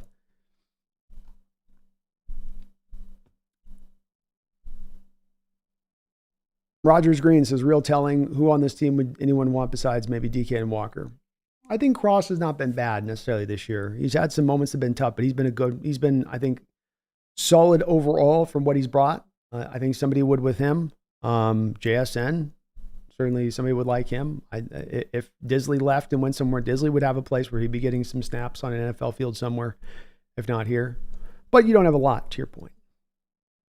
Abraham Fragasso, Browns made us fire Matt Canada. Maybe we helped you fire Carroll. Maybe so, man. Maybe so. Congrats on the win today. Good job by the Steelers. No excuses given on our part.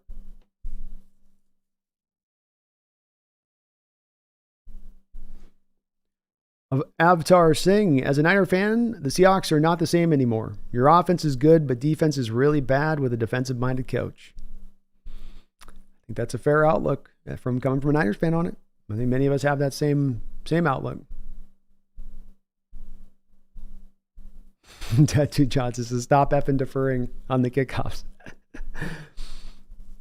Thomas says, I feel Pete will stay and then he was going to make stupid decisions and it'll make this team worse than what we are.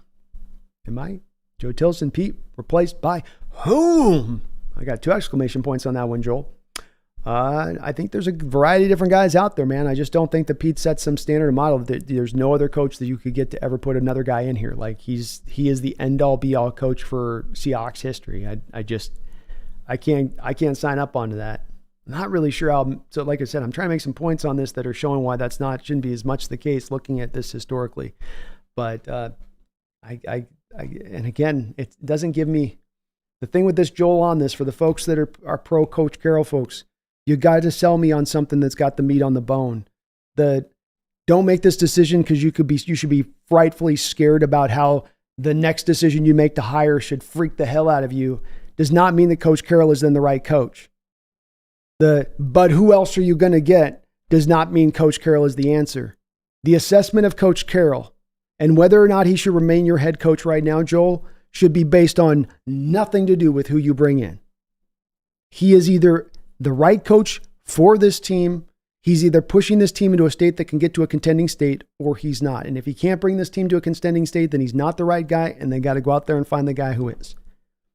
And maybe like with the Mora hire, the next guy you go and grab ain't going to be the guy. Maybe he sucks it up for 2 years, but then by the 3rd year, you get back to the right guy on it. And you've started that approach and you've started that process now at least. Versus standing still, standing paused as an organization, stuck in that place that I say is the worst place that any organization can find itself in any sport, and that's in between. You're in the middle of the river and you're in the whirlpool and you're spinning in place and you're not getting further down the stream and you're not getting further into the shoreline. You're just spinning in place. And the organization finds itself a little bit in that spinning of place right now. Philip Castle says, I remember Knox took the Hawks to the playoffs several years in a row. He did. He did indeed. Cameron, thank you for the $5 donation. If Pete remains the head coach, it's going to be hard to have optimism for next season. I'm tired of the same song and dance. I am as well. And I will as well, Cameron. This team is going into this offseason with what we have to try to figure out. And just on a personnel standpoint, without even factoring in what we've got to figure out from a scheme, it's certainly going to be hard to look at this team and say, oh, you'll be getting into the playoffs next year. The Niners are going to be just as hard. They've got another cheap rookie year of Brock Purdy going into next year. You have a Rams team that's no longer going to be bogged down by $57 million of dead money moving into this offseason, and they're going to allow to be very aggressive in their approach this offseason and what they choose to do. It is going to be hard. It is going to be hard. I don't think the NFC is going to be quite as down as it was this year, next year. And so I can't give it blindly, Cameron. They're going to have to give me some reason to have that optimism like you're feeling as well. And I think many Hawk fans are feeling in a similar fashion.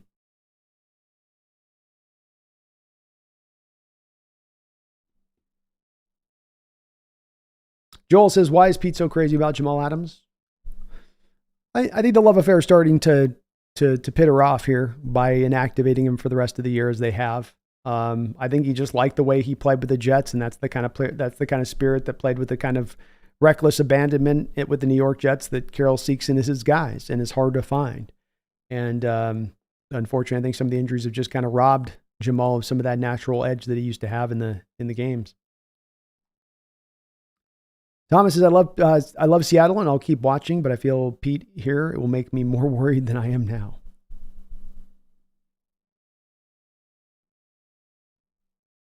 Joel says, will Jody Allen give Pete a retirement package to leave? Well, I mean, he'll get the last 2 years of his contract guaranteed, Joel. So that's, good, $15 million, I'm sure, or something like that, as a, I guess, quote unquote, retirement package. But I think he would still be brought back as a consultant, which would be even more further that, I would think. Tattooed Johnson says, bottom third defense 6 years in a row. Bottom third, great stat, Tattooed. Got buried there a little bit, but bottom third defense for 6 years in a row with a defensive-minded head coach. 30 Hour, unfortunately, considering the team will be sold soon, they won't fire Pete and bring in a new guy since the new guy knows he will most likely be fired when the new ownership takes over. Very much could become an impediment here, 3 Hour, and that does suck. Thomas says, Adams is Troy Polamalu. Sorry, I can't spell his name. That is his go-to player every draft year. He loved himself some Troy. Noah Berman, says he would have been fired after the Dallas game by Paul Allen. Noah agreeing with me on the Allen side of it, and I could definitely have seen that too, Noah. I just don't think Paul had this sort of like long, I'm just going to sit here and lackadaisically, wait for him to find his way. Paul could read the room really well in this respect of things, and he would be aggressive. Nick says Vikings D's looking like ours. Yeah, there's a keynote difference between it. You got Flores, who doesn't have a lot of natural talent on that Vikings defense, maximizing his personnel for everything he can. And that Packers offense has been, humming. So this is a game, where they're getting after it. But the Flores understands that this defense isn't going to be good whether or not I run things elaborate or not. And in running things elaborate, I can at least maybe get some of these games this season where we can carve out some good defensive performances on the back of our aggressiveness.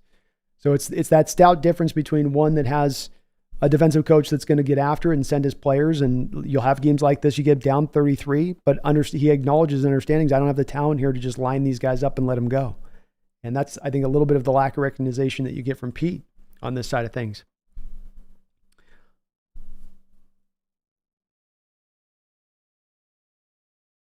Tattoo Johnson, DeBoer makes most sense. I like DeBoer. I'm open to that too. He's done a great job with Washington. Tommy says Pete's a terrible head coach. To be honest, fine position coach, good motivator. Terrible head coach. Yeah, fair way of putting it. Dirty D's, is it too late to tank? Just a little bit, man. Just a little bit. Thomas, I feel Pete will trade up because desperation to get Daniels, and then he will not pan out. I have a bad feeling if Pete stays. I'm worried about that kind of thing too. That his urgency ends up pushing us to make bad long-term decisions for the organization at that point. Deji Johnson, run with no O-line, bottom third defense, defer to gas our defense early. Thomas's McDonald I like, but who will be our OC? I'm sure he's got somebody that he could call upon. Fan since 92, can we beat the Cardinals? I mean, we can technically beat them, fan, but I mean, they gave us kind of all we could handle here at home earlier this year, and they got Kyler back now, and he's playing pretty good football. So it's going to be probably much more a dogfight than we'd like. 3 hour, we should take Barton or Fantanu. Either one would suit me. 3 hour, I like them. Like them both. Will the Hawks hire Dan Quinn, says Joel? They might. There's rumors of him being connected here with Seattle, potentially this offseason if Carroll did move on. Wayne G likes himself some Eric Bieniemy. Camille, I would re-sign Leonard Williams as a high priority free agent this offseason. It doesn't matter what the coaches you're bringing in here. One of the harder positions to address right now in the NFL is defensive tackle, especially a 3-tech like him that can provide some good run defense on top of the pass rush that he supplies. So get me back Leonard Williams into the flow. He should be the highest priority free agent. I don't know if there's even really that many free agents in-house we'd be looking to bring back anyway. Steven says, good night from Michigan. I'll put in a call to Jim and see what I can do. Night, Brando, and Happy New Year. Well, thank you. Every little bit helps, Steven. And that's my guy. I'll take the bullets from Hawk fans about going for a former Niner coach, but everybody will be super happy with this guy a year or two after having him. I guarantee you that. Greg says, I don't get why people want Woolen tackling so much when he's built like a stick and keeps getting hurt trying to tackle. It's just not his skill set, and it isn't the skill set of 90% of other NFL cornerbacks either. Yeah, and then I think there's room here, Greg, for it to develop a little bit with him because he's a bit taller of a build, so he's not your typical sub 6 foot corner that's super light and can't do it. It may come with time a little bit better, and I do wonder about where his shoulder's at a little bit with this. And I think it just probably stands out tonight as much as ever, Greg, because of he's got the poster moment where Najee's stiff arming him to the ground. But he's a part of the plan going into the future. Definitely he's going to help this team out, I think. Sophomore slump, but I think he'll bounce back. And Joel, I don't know about firing a defensive coordinator. I think you've already gone down that path a couple times in recent years, and that hasn't fixed the issue. It's Carroll's defense at the end of the day. Brandon says that after what I see, my hometown CFL team would kind of beat Seattle tonight, and the Saskatchewan Roughriders are trash. Noah says if we lose to the Cardinals, Jody can't possibly rationalize keeping Pete. The team looks like it quit on him. If it wasn't for some last-minute heroics, we'd have 6 wins. But in those moments, I've wondered about that, and I haven't always been able to say that about Carroll in recent years. If the team's quitting on you, or if the team's not all on board, everybody's tapped in, so to speak. We're going to learn a lot this offseason, Noah. Is Jody really an active owner here, like some have told me? I've been told privately in the background that she's fire and brimstone and that she will absolutely do what needs to be done and that she's no shrinking violet. If that's the case, then let's see that play out, because this is a pretty straightforward process at this point. I've already made the argument. I don't think that Carroll's here with Paul Allen still on. You've given him the extra couple of years beyond what your brother would have done so. So now is it the sale of the impending team that's the most important item on your table? Or is it having the right head coach for this team as you continue to own the team? And maybe you got to make a decision if you're Jody Allen between those two items.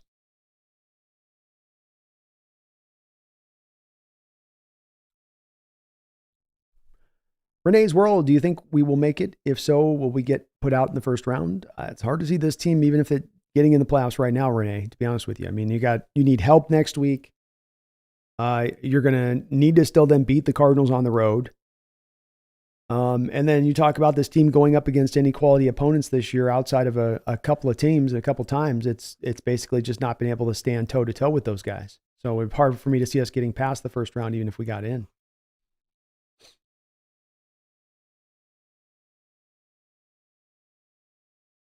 Joel, any rumors on Pete's future? I haven't heard any hard rumors on it. Nothing I'd go with necessarily.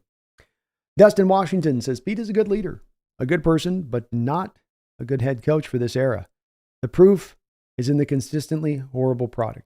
Yeah, I would never put anything personal on Pete on it. I think he seems like a good human being. As you say, seems like a good leader. Seems like a great supportive coach. There are those things to him, but like you say, the bottom line of it, but is he still a good head coach? I think that's a great way of terming it on this, Dustin.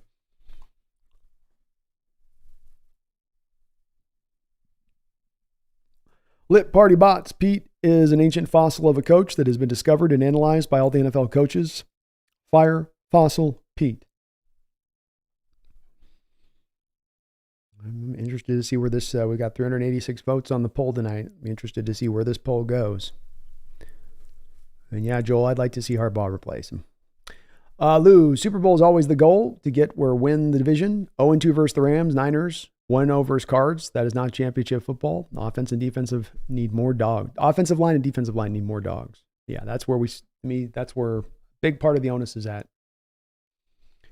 Don't at me. Food for thought. What incentive does Pete have in his last hooray to draft an inexperienced quarterback and develop him? Pete knows to ride with his guys till the end. Pete genuinely believes he can win now. Yeah, agreed. This is where I've also gotten into my thinking on this. Don't at me that rather than it's a possibility that we desperately trade up for the quarterback, that Pete looks at this and goes, yeah, maybe it's just the QB.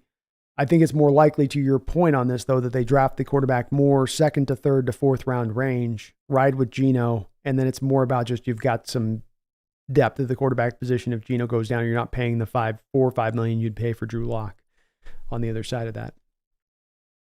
Tommy says, Pete has set a pretty low bar. Not hard to find a coach who can be better than the worst defense in the league in 8 and 9 seasons. Well said. Well said. Matt Whitmire says, time for a change.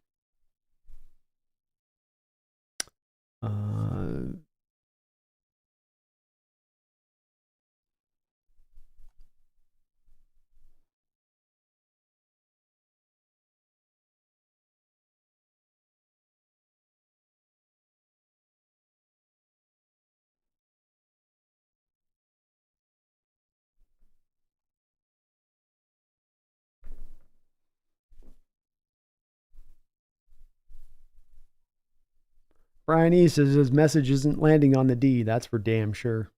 Yeah. Now he says it's true. You either die a hero or live long enough to see yourself become a villain. Pete has entered the Harvey Dent epoch. He has indeed.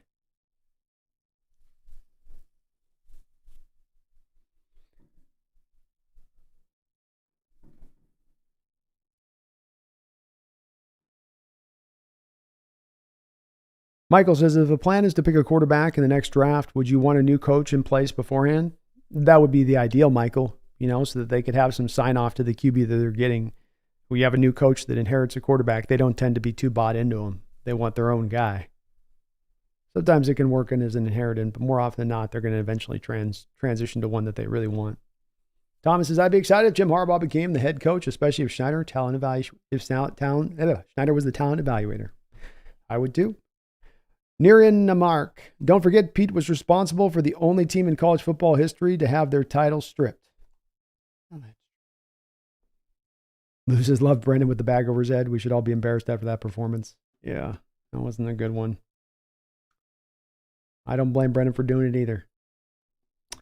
And Joel, it's possible Harbaugh gets hired by the Chargers of Chicago. It's not Harbaugh or bust for me, man. I think there's some other coaches that can get the job done here too. Niren Mamark says, Pete is not adapted to not having the Legion of Boom talent on this team. No, he is not. Andrew Champion, get mad at Pete when his guys are stuck in soft zone watching opponents catch balls. Check their watch and then turn up field to get 10 more yards. Brutal watching this zone defense. We just drop to these deep, deep trenches and just leave so much space. Nobody ever picks anybody up. It's weird. Joel, Pete's being outcoached by younger offensive coaches. He is. He is for sure. Christian, thank you for the $10 donation. Very kind of you, Christian. I appreciate you. Says, love you both, B&B. We had years of success with Mike H. Thinking we won't be good after Pete's era is ridiculous. Stefanowski, KOC, Shanahan. I think an offensive coach in today's NFL like Ben Johnson is the move. Well said on your part, Christian. And I like Ben Johnson, the work that he's done there in Detroit. He is going to be one of the hot commodities out there as a head coach this offseason. There's no doubt about that. So would he check the boxes that I'm talking about, I'm looking for? He would. And am I pretty firm in my standing that this for me is not just a one-stop shop if it's got to be just this guy Harbaugh we bring in or nobody else? I think that there's a variety of guys who can do it. I just want that model to be the offensive-minded head coach at the forefront of this. I think that's an easier pathway to build a team that can get it done. And yes, you got to look at the Mike Holmgren situation before you start getting stuck on the be careful. If you move on from Pete, it's nothing but dark, treacherous waters. Go back and look at the Mike Holmgren situation. Maybe you find yourself as a younger fan who just became a fan of this team as Carroll's been head coach and as Russell Wilson's been your quarterback. Take a little bit of a historical perspective. Look at this, though. Look at how those teams were through the 2000s. Understand you've won before. You've gotten winning before. You got to a Super Bowl in 2005. You should have won. The officials stole it from you. You were the better team. The officials took the game from you. So, yes, we can find other coaches that can take us to the mountaintop. This is not the only way. This is not the only person. And I would have loved to have seen Pete get back into that spot, but hard to believe Pete's going to be the guy to get you there at this point with all that he's got working against him on his side of things. But thank you, Christian. I love doing the B&B shows there with Brendan, and we'll definitely keep them up, as you know, into the off season as we do our free agency and draft coverage and all that. And well said on your part. Very well said on your part. Give me an offensive head coach. Amari Taylor, we need to get rid of Pete and Gino and Clint. I'm ready for us to draft a quarterback and get a new coaching staff. I think that's kind of the consensus tonight, if I may say. Jordan says, imagine if we fired Pete 2 years ago, we would have completed a rebuild already. Now we have to wait for Pete to go and restart. That's one of the be careful what you wish for, folks, about getting rid of Pete, about us going to the dark waters. That's the flip side of this too. By holding on to Pete, you prolong how long this potential rebuild will take. You prolong the amount of potential damage he does with the sense of urgency he's trying to apply to a team that needs patience and growth and development. You know, it kind of can work that other way, ironically. GLP says, Pete's still here, and I'm sorry. Thomas says, this isn't the 1990s. Most teams now take at least 3 to 5 years from the worst to the best if they decide the right players. Heck, Denver's decided to do that now. Yeah. It's not going to play out like that, I don't think. Cannon McAfee, today's loss is completely on the D. Shitty tackling, Gino's good. Yeah, I would agree with that assessment, Cannon. It's on the D. I'm not throwing none of this on Gino. Mari, we need to get rid of Pete and Gino and Clint. I'm ready for us to draft a quarterback and get a new coaching staff. Where the consensus is today. Christian says, sorry, that's a loser mentality and contend to mediocrity. Jim Mora was let go after 1 year knowing he wasn't the guy. We can move on from the Pete era. He made the team stale. There it is, man. I agree, man. I think it's a loser mentality to be like, I think when you make a decision, you make it based on fear. That's not the right way to make a decision. I don't think on anything in life. You make a decision in fear. It's like your whole brain goes to that reptilian spot in your brain. There's all the rest of this place, this hemisphere to operate within, to think within, and you go down to this small little walnut-sized spot in your brain instead. And when it comes to, who we go and who's the guy that's going to be the answer after Pete, there's going to be answers out there. Does it take the right hire? Is there going to need to be the right process to bring the right guy in to determine who that guy is for this particular team? Yeah. Is that going to take a lot of work? Hell yeah, it's going to take a lot of work. But there is that guy that can be found. It is not just a Pete, and there'll never be another coach to ever take us back to the mountaintop again, or we got to wait 75 years to get back up there again. I think, as you say, Christian, I think that's a little bit of a loser mentality. I agree with you on that. And let's operate with the understanding of Paul Allen walked in here in 97 and he created a winner at the time. That's the model that was set. That's the standard that's set. And if that's the standard, then being mediocre isn't good enough. And we shouldn't be complicit and continue to say, oh, it's fine, it happens. It's okay if it happens. Kansas Rams may be the best threat to the Niners. They might be. DJ, almost 500 yards with 2 Pro Bowl type cornerbacks, 15 plus million defensive line, and a Hall of Fame inside linebacker. What the F? A little rough today, TJ. Thomas says, I can name numerous teams who fired legendary coaches just to go back to the Super Bowls. Heck, Philly did it 3 times. Dallas did it with Landry. I can keep going. Pete was after Holmgren, etc. Great points, Thomas. Great examples. And all sound ones at that. Kansas is the shittiest tackling I've ever seen. Yeah, this is maybe legit the worst tackling Seahawks team I've seen in their history. That sounds like an overstatement, but I was thinking about it today, and I can't think of another team that stood out to me for being as, the 2017 blue coverages. They just got mollywopped a lot in the passing attack as much as anything. But the inability to tackle is just mind-numbing. I don't know why the Hawk fans want to fire the coach. Because we haven't had one in 7 years. We haven't been an elite team in 10 years. We have a defensive-minded head coach that can't build a good defense, can't even build an average defense. It's got many losing faith. Standard, frankly, fans shouldn't spend a dime on this franchise until there's change. I don't think that's going to happen, but I know where you're coming from with it. Charcoal, bad in old defensive schemes. When you're in a soft zone with receivers or running backs 10 yards from you, the velocity of that receiver when he hits you will make it difficult to put them down. Great point. Yeah, when you allow a modern NFL player with the ball in their hands to get that build-up speed, it is hard to take them down to the ground, to your point. Yeah, well said. And strange how so much of our zone sometimes seems to be dropping to a spot that comes nowhere near to actually covering anybody. You're just dropping to this space, but you don't actually go find anybody when you drop into space, even when there's guys near to you.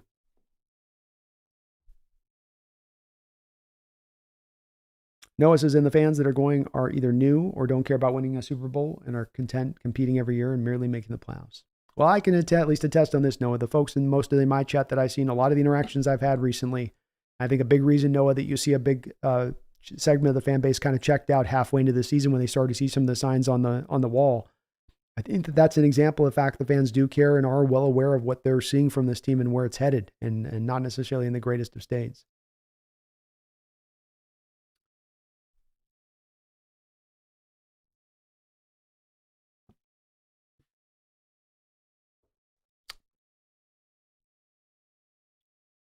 Michael, would it be necessary or at least ideal to have a new coach? I answer that one.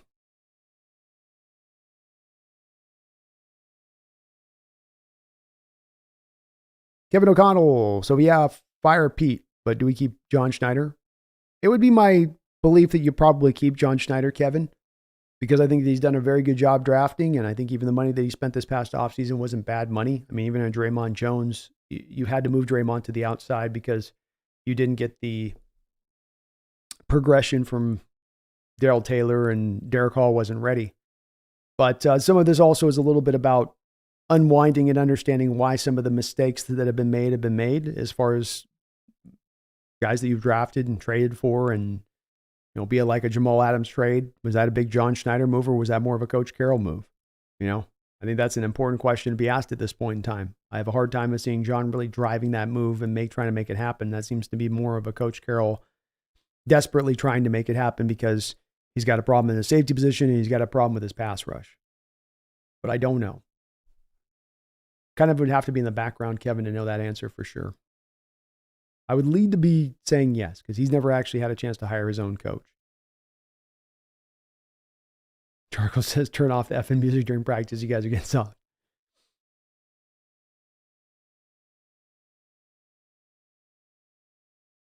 Well, Aaron Grenade, the past few drafts have shown that Pete has had the control over OT, or John hasn't had the control of the draft until these last 2 years. He's hit so far. I think, yeah, John took some control back in the draft a couple years ago.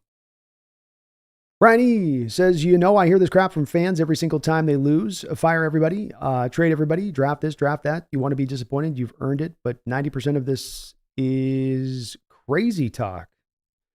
I guess you'll have to kind of fill me in on the crazy talk aspect, Brian. For me, a guy that I've led with throughout the whole course of this year, with even on the worst of the losses, and saying, I'm holding off until the end of the year to get to the point of saying it's time to fire Carroll. There's certainly plenty of people in my chat saying fire Carroll now. I'm done with him, and I'm driving to that point. But I think he's had a good amount of time here in things going wrong for people to come to this conclusion. And I guess you feel that way about it not being right, or that you mentioned it's crazy talk. Just as I say with this, the folks that are, and I'm looking for the Carroll supporters in here to give me this. Give me something about Carroll that goes forward for us to draw the optimism, folks that are finding themselves out on him. And don't make it he built the Legion of Boom 10 years ago. That doesn't do anything with the here and now. Don't make it about, well, who else are you going to hire? That has nothing to do about the optimism we should have in Coach Carroll going forward. How do I have faith in a guy who won't change his scheme on either side of the ball? And it's not just defense, it's offense too. This offense may have found some success over the last 2 years, but it's finding its success doing way more things they used to do offensively in 2017, 18, 19 with Wilson than they are with really doing things that you would do within a Ram-style offense that Waldron came from. He's not going to draw back on those. He's not going to stop that implementation of the scheme. For instance, Brian E., who was asked this past week about why is it your team throws outside the numbers more than any other team? Why is it your team is most scared to throw to the middle of the field than any NFL team in the entire league? And Coach wouldn't answer it. Why wouldn't he answer it, Brian? Why wouldn't he answer that question? Why would he be evasive about it? Because maybe he knows that the answer is probably BS, and that you can't, just as an offense or defense, wholly cut out places on the football field you're neither either going to defend nor attack and expect that you're going to be able to maximize your team in the modern NFL. It's not going to happen. Seahawks ruled appears Green Bay will probably win tonight, and we need Green Bay to lose next week no matter what. It's going to be a tall task. We need Green Bay to lose last year, though, and it worked, I guess.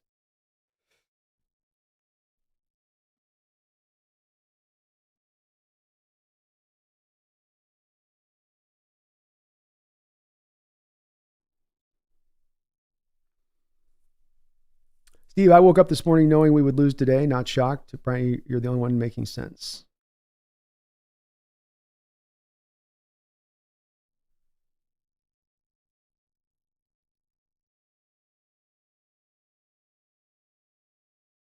Oh man! So Brian, you're doing the very thing that I predicted you would say is the next thing. So you're responding to Seahawks. Duh. Oh, never mind. Bears. Yeah, we are a Bears fan.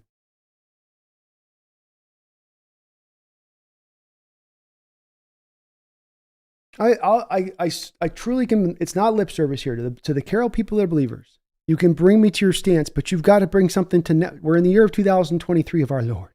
It's not 2013-14. You know where do we find the optimism going forward in him? Just give me something tangibly within it here. And I think because I haven't, I'm 2 hours in this show and I've yet to see anything that's not bone, that's just bone and not meat on this subject, that it's just the reference back to 10 years ago or the fear of the next coach won't be able to be as good as this coach. There's no way. There's not really anything in there on the optimism that I'm getting from the chat. And I'm reading every message just about here.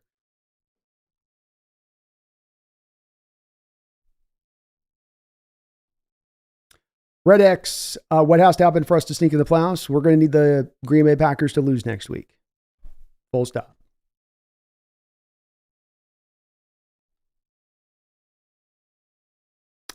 Thomas, I don't have any opinion on Michael Pratt yet. I haven't had a chance to take a look at him. I think Jordan Travis is a really fun player. One guy that you're going to grab who I think he's he's like a better version of DTR last year coming out of UCLA.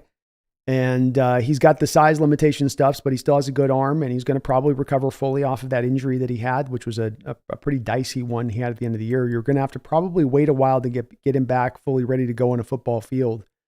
But you get him in the fourth round, that might be some tremendous value to get a guy like Jordan Travis, fourth, fifth round. He's got some stuff to work with there as far as a player. He's interesting, but I haven't had a chance to look at Michael Pratt. I'm sorry. Travis is fun. Travis is kind of maybe the closest quarterback in this class to Wilson, like, if not him, maybe Jaden Daniels a little bit, but Jaden's got at least kind of more of the height, whereas Jordan Travis has got a little bit of undersized thing going on. Austin, the Packers win. They are the 7th seed. Yes, Austin, that is the case. Robert says the next head coach of Seattle doesn't have to have a specialty, offense or defense. The head coach should hire great offense and defensive coordinators and oversee his coaching staff. Well put. Tommy says, I don't want us to taking a quarterback. If Pete is the coach, he will ruin it. He will ruin it. Joel Tilson, I don't know if Pete would become a team executive. Probably more of a consultant. Not Vexo. Hope we get Chris Jones. He will be a free agent this offseason.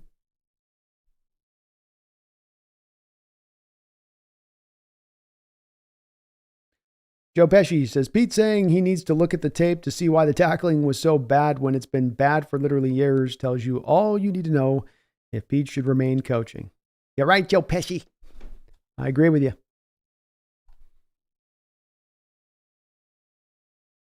Simple 97 says, please no Dan Quinn. No more defensive-minded head coaches. I agree there. I'd just like to move on to something new. Purple Orca, as a Steeler fan, if Steelers would have lost, the talk would have been exact same for the Steelers and Tomlin. Well, I think that we're dealing with some similar issues with both of these teams. I think when you look at both of the head coaches in charge right now, Purple, it starts to make a lot of sense why the talk is very similar. Because you have long tenured head coaches. As we were speaking earlier in this chat, there's kind of a thinking out there that sometimes coaches can just get to a place of being stale. I mean, Coach Carroll's mentor, Bill Walsh, said that he just felt like any coach that got to a place of being in one spot for 10 years, your message eventually gets to be tuned out. It just naturally kind of happens. Even if you're still a great coach. Walsh was still a great coach at the end, but just sort of seemed to, maybe starting to feel that message wasn't quietly getting, as heard as it once was. And probably had some other reasons that he decided to go along with it. But, defensive-minded head coaches, long tenured, message getting a little bit stale. Teams kind of, I think look at a lot of the defensive-minded head coaches. They think you can find some threads that connect between them and how these coaches run those teams and how that then can hold those teams back in a couple of different ways that extend outside of just the defensive side of the ball. Thomas, would you build around JSN and use DK as trade bait so you could grab a receiver and also stud quarterback, guard, and linebackers?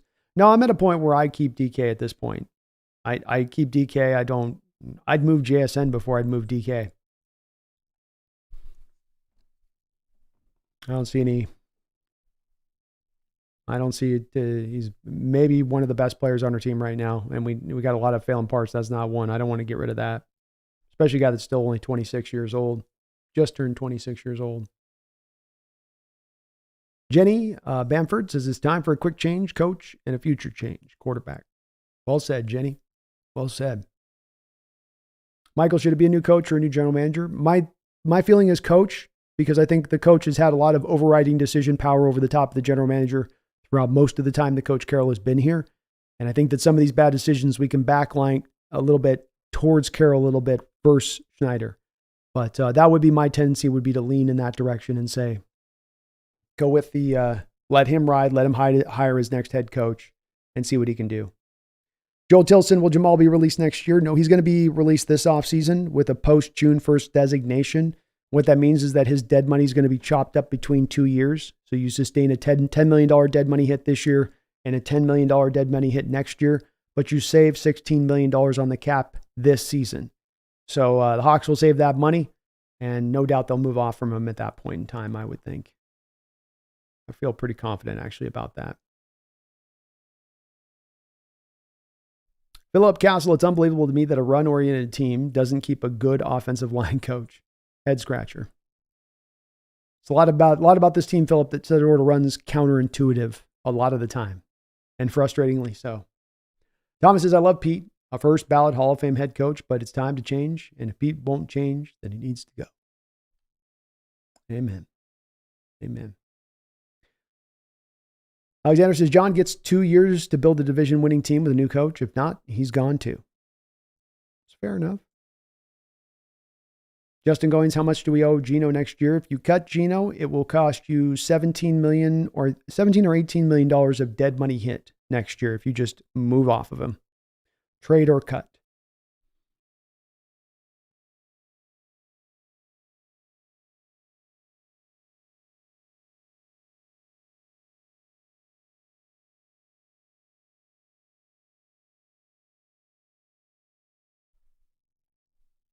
Thomas Cox, if you were a head coach specialist and it's not working, why are you here if it's not working? If I was Brandon, I would put a bag on my head too. I love it he did that.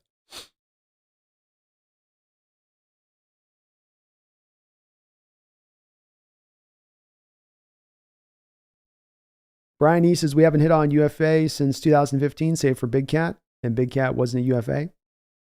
Yeah, that's a fair way of putting it, Brian. I can't think of who you've had some good value signing deals, but you haven't really hit, like you're saying, right? Bradley McDougall's a good value signing. Jaron Reed's a good value signing this offseason, but you haven't hit necessarily.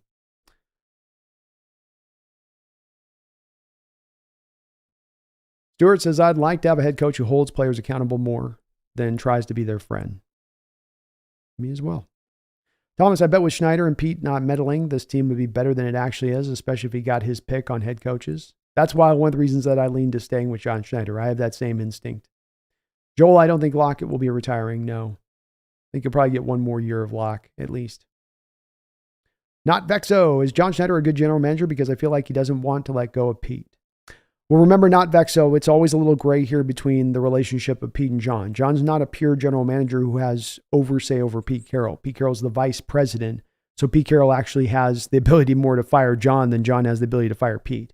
So he just doesn't have that power over Pete in that way. Remember here, not Vexo. Pete hired John. Pete, the head coach, hired John Schneider, the general manager. It's a bit odd, but that's kind of the dynamics there at play a little bit. It's going to have to come from Jody on that one. You relax. People need to stop being scared. If he can't win a Super Bowl, he needs to leave. Simple as that. I agree. I'm not making any decisions based on fear in my approach. That's not going to get you anywhere. Certainly not going to bring you to the promised land.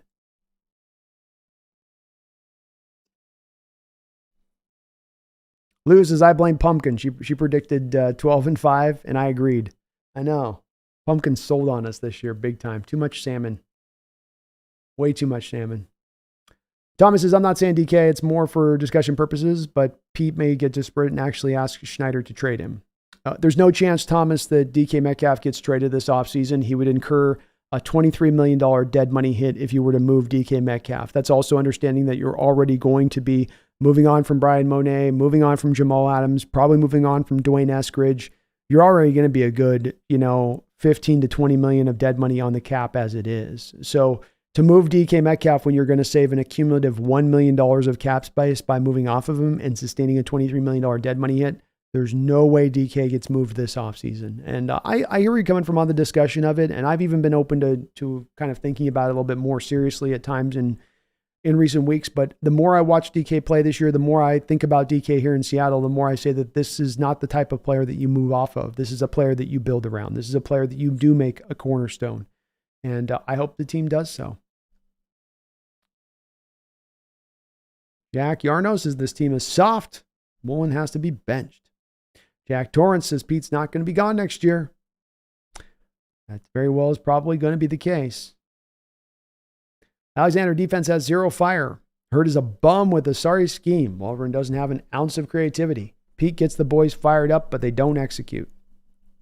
If Pete stays, we need all new coaching staff, and Pete needs to be nothing but a game manager and an inspirational speech giver. Good stuff, Alexander. Funds, this reminds me of last year when people were happy with Draymond signing and didn't want Jalen Carter, who would have helped stop the run. People don't know everything that happens in the building or NFL. No, that's true.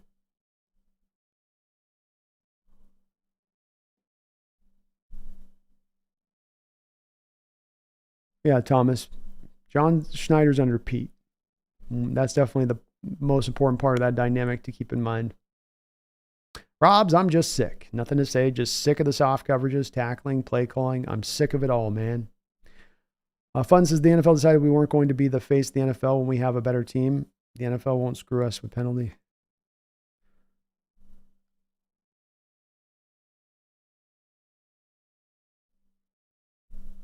GLP says that Mora team also had tackling issues. It's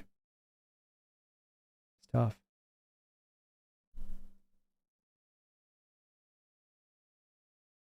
Sonics Guy 23, love the channel. Another Pete problem is he will never prioritize offense. No.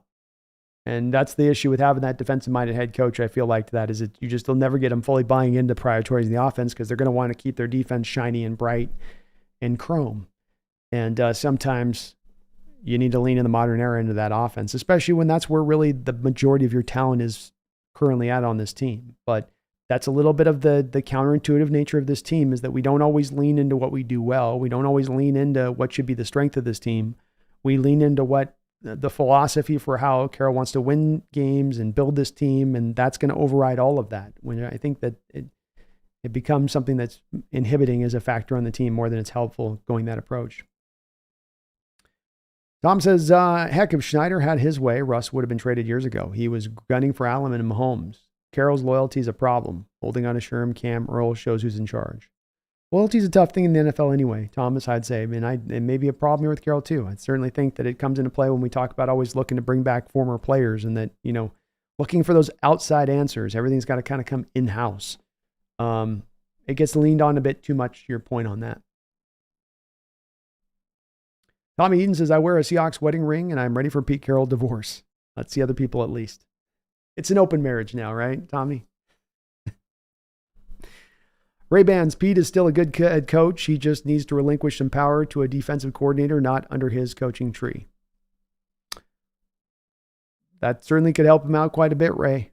The question on that comes in, is that something that Coach Carroll is ever even willing to come close to doing? I don't think that there's a lot of reason to believe that that's something that's in Coach Carroll's wheelhouse, that would be a no-go territory for him above all else. James, I love Pete Carroll. I love Pete's culture. Scheming, game prep needs to be better. Pete needs to cook. Dana Jones, I have a question. If Green Bay Packers won the game tonight, Seahawks will win the playoffs. If Green Bay Packers win next week, Dana, we're out. If the Green Bay Packers lose next week and we win, we're in. We lose and they lose, they're in. Thomas says, plus I'm pretty convinced that Penny wasn't Schneider's pick. Collier, trade for Adams. That reeks of Carroll. Agreed, Thomas. I think, honestly, even the Jordan Brooks selection is one that, to me, Carroll was pushing for. But hard to say. That's one of those ones that someone said above. Those are background, behind the scenes conversations that you just don't know what the real truth of the matter is on those, you know?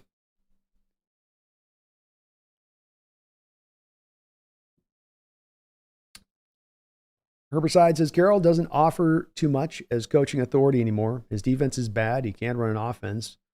Why do we have him? Question I'm making now is like, what is it that he does to make the good coach right now? You know, I guess you can mention culture. I'll say the thing about culture is it's hard to measure, right? Smiling faces, I guess, are indicative of a culture. And not having people doing, I don't know. You know, that the culture thing to me is one that's a hard one because it's very vague. He's pro-player friendly. I know that, but it's again about what's effective and what's actually beneficial and helpful or a hindrance. Justin says, why haven't we seen Megan around tonight? Where she's in kind of recuperating mode right now. She's had some stuff she's been dealing with physically going. I'm sure she wouldn't necessarily love the Carroll talk and where it's probably at tonight either, if I may say.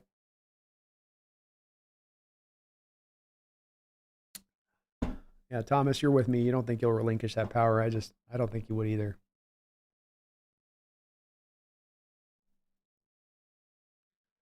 George Varghese. Let's face facts. He won one chip with dominant teams. He should have been fired a long time ago. That was my main answer on this, is that if Allen was still alive, Paul Allen was still alive, that would have happened. And that's why I say when we get to this pod here, this isn't a reactionary point of view. This is one that many of the people that arrive at the stage, myself included, of being finally kind of at getting to the point of being out on Carroll, taken us a while to get here. We have been longtime supporters and proactively I think he can get this done. But the more you take in more data, you don't just get stuck on a point of view or a bias of a situation and say, this is what I think, and now I'm not going to move off this spot. You continually take in more data as you are to receive more data. The more games that are played, the more another season of play that you get, that's more data that you should be taking into account in your assessment. And that's, I think, what many are doing here with Carroll when they're reaching this kind of stage of things. Audie Bellis is the fear of Jim Mora Jr. It's that fear scratching at the back of you. Thomas says, I was surprised they beat the Titans based on how the teams have shown the lack of motivation. Yeah, they were a little more fiery last week than this game. Which is weird because you're on the road at 10 a.m. Clinton Rice, he's a Seahawk. He's what our team stands for. Would hate to see him go. Oh, DK? Yeah, me too. Jim Robinson says, if the Seahawks need to depend on the Packers to lose next week, then the Seahawks don't deserve to be in the playoffs. Well said, man. Stuart, it's not hysterical to want to blow it all up. Pete's not getting us to a Super Bowl. What's the point of hanging on? Agreed, man. He ain't getting you there. What's the point of hanging on? Jeffrey, thank you for the $5 donation and all your donations today, Jeffrey. I appreciate you for that, man. I hope you're having a good night.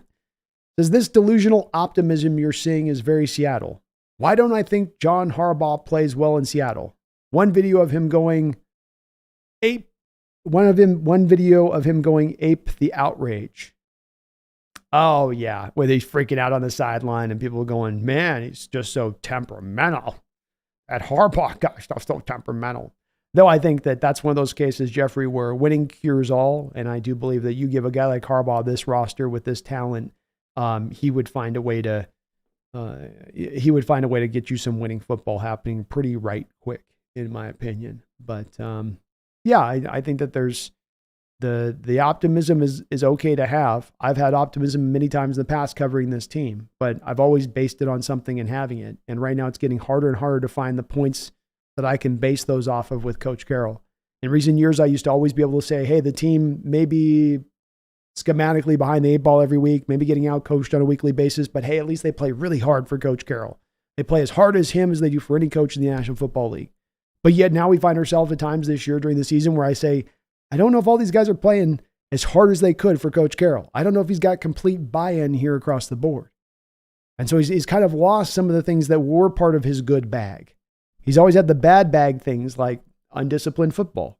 Always a bit of a thing you're going to give the Coach Carroll teams. But you had the good bag things to go off of too. And just bit by bit through the years, one at a time, those items have been pulled from that bag and put into the bad bag.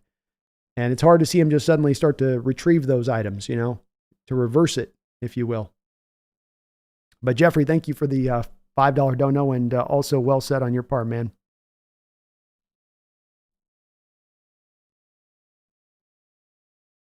Ray Band says the only optimistic, I'm sorry, Ray, I'm butchering my mouth here. Here we go. The only optimistic thing I can say is we are not terrible. He hasn't lost his touch to where the team is terrible. If he can humble himself and realize he needs to adapt, he can succeed again. Certainly, I think that's maybe a spot that's a valid place to talk on. It's a good point on your part, Bray, that maybe there's at least a floor that Carroll gives you as far as the team, that maybe he doesn't have the upside of a 11-12 win team, but he's also going to give you the floor of a 6-7 win team minimum. I don't know if that to me is going to bring a lot to me as far as value, but I think it's a valid point on your part is that he can bring that. I think the thing with this, Ray, when it comes to humbling himself and realizing he can succeed again on the back of taking his hands off the reins on the offense and defensive side of the ball, is that he came to this, come to Jesus moment 2 years ago. It's there in his wording in that press conference at the Combine where he's talking about being arrogant in his approach and needing to change their ways and holding on to the old for too long. He gave you that moment of, okay, I see I got a problem. It's an alcoholic that you go and you have the intervention with. And he's like, okay, I hear you. I love you guys. I love you. I hear you. I got to stop drinking. You're right. I got to stop drinking. And then literally a week later, he's got a bottle in his mouth for the next 2 years. And he's looking at you after 2 years and he's like, yeah, sure. I'll stop drinking now.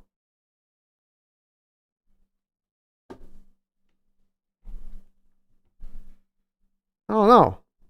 I think he likes being a drunk. Comes down to it. He just likes drinking. He can tell us what he's going to tell us, but they always say actions speak louder than words. Joel Tilson, we need a young offensive genius as the next Hawks coach. I would love to get that. BLVK says, question, Brandon, are you holding on to any hope? I've lost pretty much all hope at this point. I have. I'm going to root for the team next week. I'm going to root for the team to do well. I don't root for the team to lose. But when it comes to hope and when it comes to this 2-year period winding down of assessment, when I look back at Carroll, understanding again, 2 years ago, I was at my wit's end. 2 years ago, I was like, I've just pretty much seen enough here. The man won't change any of his ways. He's not adapting or modernizing anything. And now 2 years later, that remains the case. I can be brought up hope. I'm hoping my chat can have something. I'm 2 hours and 12 minutes into my live stream show tonight. No one in the chat on the Pro-Carroll side has been able to give me anything but, well, there's 3 things let's point to that I've been given. Let's be one, he won us a Super Bowl and had the LOB 10 years ago. Doesn't do anything for me in the here and now whatsoever. I can revere Coach Carroll. I can appreciate what he did 10 years ago. I can call him the best coach in Seahawks history. I can sign up when they say, should we have a statue out in front of the stadium for Coach Carroll? Hell yeah. Doesn't have anything to do with this team being elite going forward. The other thing that gets mentioned is the culture, which I don't know what that really values up to when he doesn't actually have players playing hard for him on a weekly basis. Seems like if you had a really good culture that would have those players playing hard for that coach if they were truly bought in, but that's not exactly what we're seeing on a weekly basis. And then he's got a good floor of a team. Like he's not going to get you to have a bad team. He'll at least bring you to a 7-win team that can be in the dance for the playoffs on a yearly basis, bare minimum. But none of those things, that's about as good a bright as I've gotten today on this stream in 2 hours. And I got to be honest with you, that's not a whole hell of a lot for me to go on and finding optimism in Coach Carroll as we move forward. Glenn Rice, who do I want as the head coach of the Hawks if Carroll left? I would want Harbaugh. But it wouldn't have to be just him. I would be open to a variety of different potential candidates.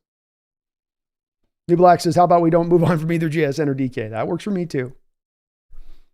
Thomas says, shoot, once Walsh left, San Francisco won a Super Bowl. So it can go up if a legendary head coach leaves. It is. They won it directly, within a year or two after he left. They got back and won a Super Bowl. Yeah. Or maybe not a year. It was a couple years, I guess, but they did get back. Greg says, Brandon, I like Jordan Davis a lot. I was watching more film of him after your last stream, and he has a natural power despite his size, which I like. And I think he can add a little more weight to his frame. I do too. That's why I like him as a comp to Wilson, because he's got that natural escapability in the pocket, but then he's still got the reasonable plus arm strength that he's bringing, rather than the light kind of powder puff arm you'll get from some of these scramblers at times. He's very, very creative in the pocket as well, which is awesome to see, where he can improvise back there, extend plays, play off script, Greg, something that we've seen the benefits of. And I really like the value you get him for. And it's bad he got that injury and you sustained it. If he didn't have that injury, I think he's probably going somewhere in the neighborhood of like the top to middle of the third round. This probably drops him more fourth or fifth round range. But if he is going to recover 100% from that injury and come back from it, then that's going to be great value to go get that guy in the fourth or fifth round, because you might end up finding your franchise quarterback there. Lou says, the Hawks Nest, Christopher Walken impression on the shit tackling.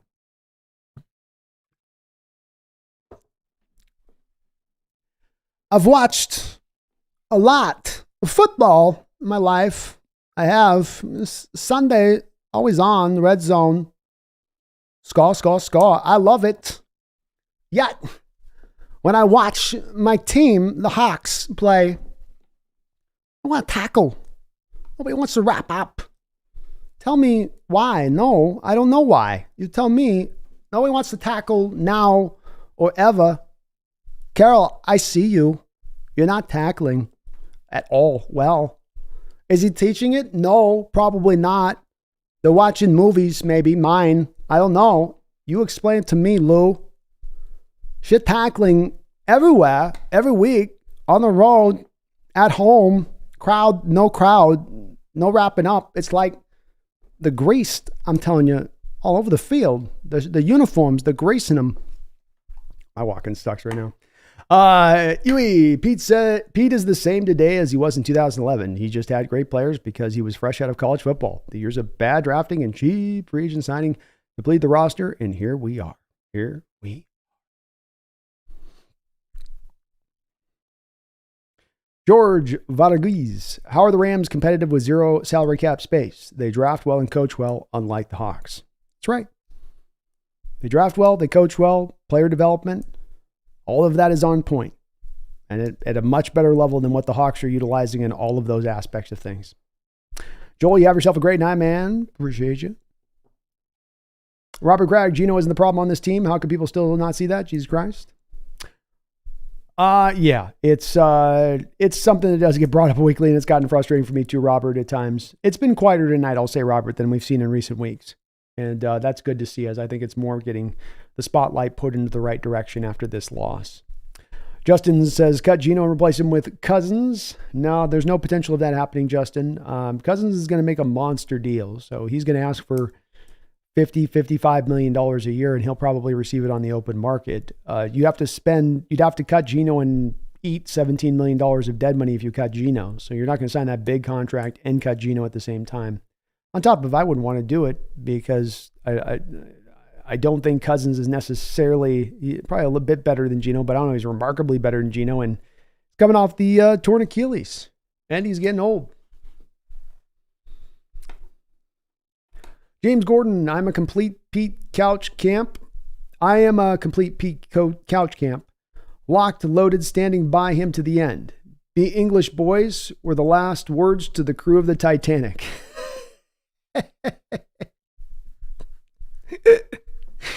I like it, James. Let's go.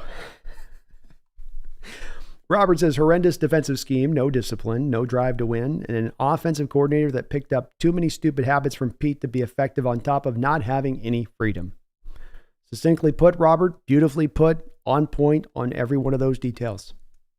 Every single one, man. I agree all the way down the line.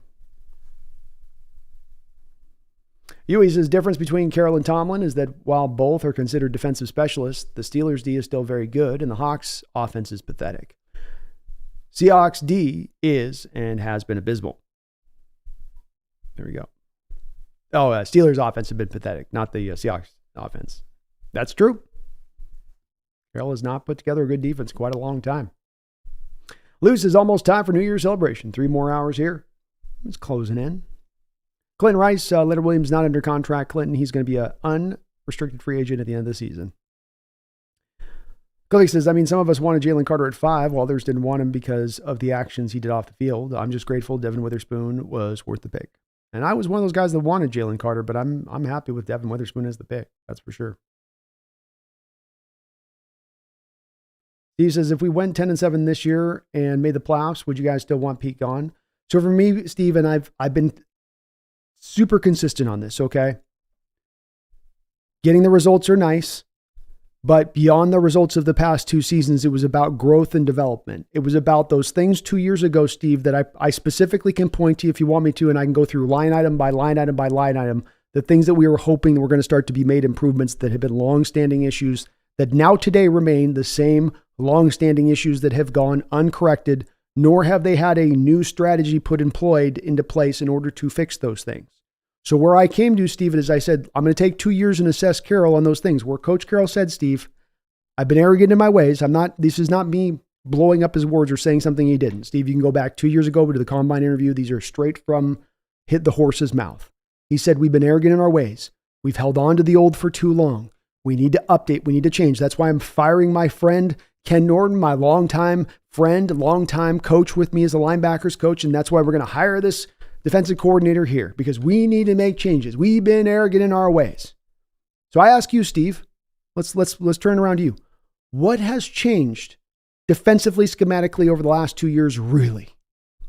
What has really changed in their approach? Not the 4-man fronts, that's still what you get. Not the lack of blitzing, that's still what you get. Not the undisciplined football, that's still what you get. I mean, it's the same defense. So it's more about really, rather than just the results being we win another game or two or barely slide in the playoffs, it's about where this team is trending towards and whether or not they're addressing these long-standing issues. And by long-standing, I'm talking, Steve, 7, 8, 9 years that you've been ignoring them. They've not addressed them, in my opinion. But that's why I also say that this isn't a place, Steve, that I've arrived lightly to in my assessment of Carroll here. This isn't a one-game knee-jerk reaction or a one-season knee-jerk reaction. This is a multi-year issue that's been sitting there glaring, staring us in the face. And it's why we only have, Steve, 1 win in the playoffs since 2017. And you had to scratch that 1 win out playing a third-string quarterback who only had half of a hamstring throughout the course of that game.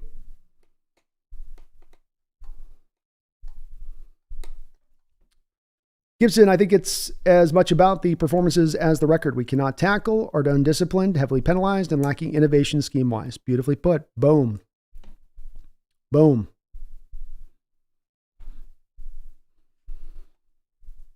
Simple 1970, Pete's philosophy is not to get beat deep, but the NFL isn't that league anymore. It's a lot of quick throws and middle-of-the-field routes. That's right, Simple. That's right. They're defending against a route that's no longer run very often. The 9 route it's not dying out, but it's just being used at the least level that you've seen the 9 route used in probably the last 40 years of football, and it's trending in that direction.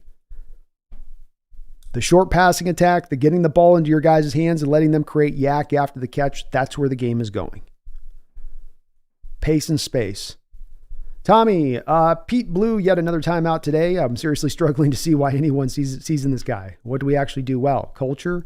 What is that even? What does that actually do to win Super Bowls? It's the thing I come to, man, is where I say, you got to give me something more than just the vague, right? Culture can mean something, but what does that tangibly mean? Like I say, when it doesn't mean that not every player is playing hard, then is that you have a great culture? Is it having a great culture just everybody's happy and smiling all the time? And that's, and is there a value into that in winning and losing football games? Maybe. It's harder to put those pieces together, though. And yeah, I saw the wasting the timeout was silly there at the end. Try to gain a couple of yards to trust his defense, right? And you knew they were going to bang it in at that point. Save your timeouts. Joseph's team and fans are generally too nostalgic. We are always talking about 2013 and the LOB and always happy to welcome back declining former players or keep players too long. Need to look forward. Yeah, well said, Joe.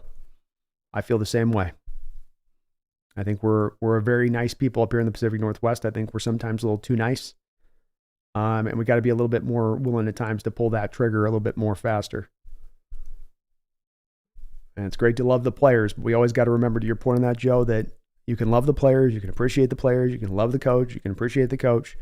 You're rooting for the team at the end of the day. It's the team that you root for, not a coach, not a player, it's a team. And it's what's best for the team is really the question at play, and should be always the question at play. Ahoy, hand grenade B, if you haven't seen the comments, the Seahawks podcast is down for a collab during this offseason, also New Year's with the Hawks Nest. I didn't see the comment in there, man, but I'm definitely down to collab with them for sure. Holy hand grenade. 100%, man.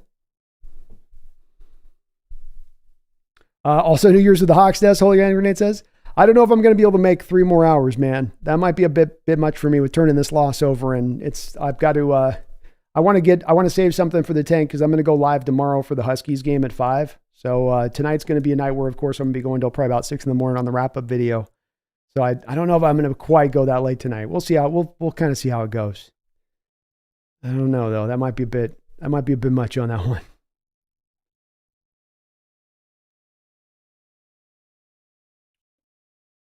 Great stuff tonight, guys, on the chat. David says, I think this Bears will play spoilers next week. I hope so. But I'll reach out to them, Holy Hand Grenade. I'll try to do some more collabs this offseason a little bit. Try to mix some things up just a bit if I can. More chat. Marcus says, next week if the Seahawks and Packers lose and the Saints are in.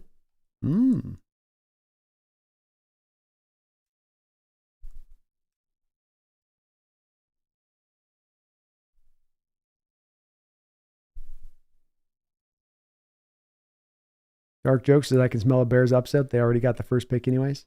There you go. Someone said we play light skin football.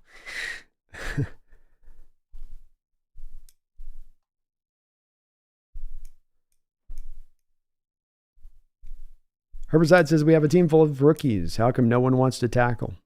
I have no explanation on the tackle stuff. I know it's a league-wide problem, but I don't know why it's particularly bad here. Joe says ownership won't force any coaching change until ticket sales decline and viewership plummets. They only care about the cash flow aspect. Our loyalty is working against us in evolving this team. Certainly, Joe, you see this impacting the Mariners too, right? I think one of the teams, the reason the Mariner ownership feels so comfortable to make the moves they've made this offseason is they know that the fans are going to show up no matter what. And I do love that about my Pacific Northwest brethren, that they do have that loyalty and will show up. But like you say, sometimes it takes the empty seats to actually get active change. I don't know, Joe. You would think maybe it would have might do more than just skim across the pond. Seeing that stadium today, seeing it a couple times this year with the opposition's fan base and their colors all over the stadium.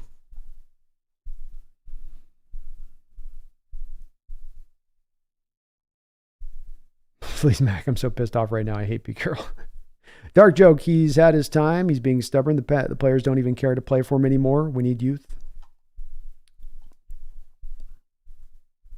Watching Stuff says, Pete had us in the game against an injured but very solid Steelers squad. Run it back. 12th chat. Hey, B, it's your 2-year judgment day for Pete after the Cards game. It is. And I'm sure you're hearing where I'm moving with this. But like I say, I've spent 2 years, for the folks that want to say I'm being reactionary, I have spent just about every stream that there's been any possibility that Coach Carroll was going to catch any shade in the stream, leading with every stream to say, and I'm saying it right now, I haven't come to the full conclusion yet, but that I'm not coming to the final conclusion yet. I'll give it the full 2 years to play it out. And one of the reasons I wanted to give it that 2 years out is for all those folks that would be standing there going, well, you're just going to be reactionary. No, I'm giving it 2 years. This ain't 1 game, 1 season, 2 years, and I was at my wit's end 2 years ago.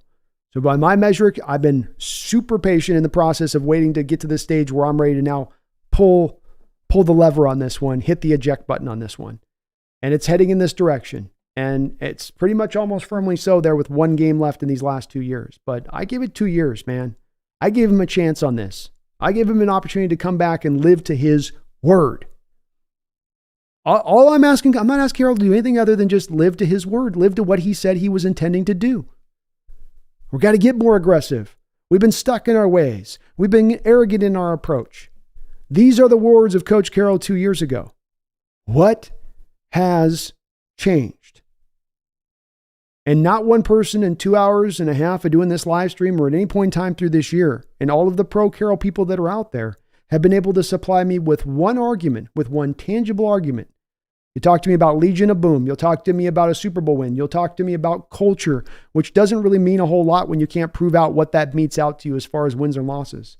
We can talk about a floor, but the floor that he brings at a minimum 6-7 win season doesn't take you anywhere to the contending status that we're trying to seek. That may be a beneficial thing, but it doesn't actually help you to reaching a contender status, does it? It helps you from being not a bottom dweller, but it doesn't actually help you to getting to a contending status either. So yeah, it was a 2-year point for me on this one. And when I arrive on it, that's the place I'm going to arrive. And you can be mad at me for it and you cannot agree with me on it, but don't say that I arrived here lightly. Don't say I didn't arrive here with a lot of support for Coach Carroll throughout this process and having his back, and even at times having his back where it wasn't always well earned and deserved at this end of this run, where there's a lot of evidence to be pointing to and the proof to being that he was staying stuck in his ways and not moving off of them. But we'll see how it plays out. Tommy Eaton says, that's what I'm saying. I have to pay money to watch Seahawks games. It is a bad product. I'm not paying for that. Doesn't mean I'm not a Hawks fan. Quite the opposite, actually. Yeah. I completely understand that. And I really don't like the folks standing out there telling other fans they're not fans if they don't do this or not fans of doing that. Don't tell another fan who's not a fan, you're a fan. If you don't choose to pay in this day and age when there's money to have to be shelled out and we're all having inflation through the roof, then that's understandable. But you're still a fan. You're looking at the situation, you're seeing a way. People can disagree with it, but it doesn't make you any less of a fan if you don't want to watch that product. Adi, Brennan, what is there to say that is a team that got beat up at home with the playoffs on the line? There's some simple ways to put it, David. One simple way I was going to was saying you caused one punt in this game and no turnovers. There's their game with like you say, with the playoffs on the line. But your way was probably a better way of putting it. Is that you got a team that got beat up, that got bullied at home with the playoffs on the line. What more is there to say beyond that? Well said. David Adams, Hawks match up better against Mr. Alligator Arm than unknown Steelers team.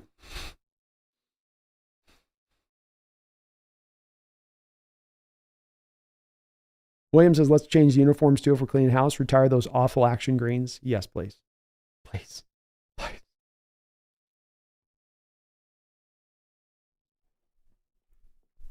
Clinton Rice, do you think Wilson's coming back is a real thing? I've heard some people throw that around. I don't really think so, Clinton. I think Russ is probably going to get a job somewhere else, like in Atlanta or someplace that'll seek his services out. I think that he probably burned some bridges here that's just not going to allow for it to happen. Even after I did a recent show on this, discussing this, I've had some people reach out to me and in the background of things telling me that things are a lot more, the ruin was smoted, to use a Tolkien reference, in Wilson's leaving and moving out the door. And so that would seem to be that he's closed this up as being even a possibility to come back here at this point. Gibson, I think Harbaugh would embrace the challenge and bring success. It just doesn't seem realistic with our ownership and how much power Carroll has. True. It's a shoot for the stars kind of idea, but you're right. It's probably a little bit too far outside the lines to get there on that one.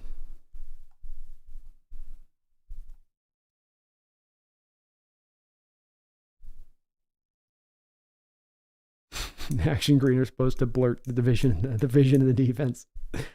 BC Brandon, why are teams so good in the final moments and not the rest of the game? Why are our teams so good in the final moments and not the rest of the game? I think you're meaning mainly the offense. I don't know if the defense is good necessarily at the end of games. There's been some games they've been good at the end. There's been some games they've been not good. Offensively, I think that this comes back to a bit of the question Carroll was asked this past week, BC, by Salk on 710. And he said, the telecast was telling us last week that you as a team throw outside the numbers more than any team in the NFL. And when it comes to the defense and the offense, we're very restricted in what we do. So offensively speaking, we don't work to the edges of the ground game. right? We don't do outside. We don't do any fly sweeps. I don't think we got one bubble screen today.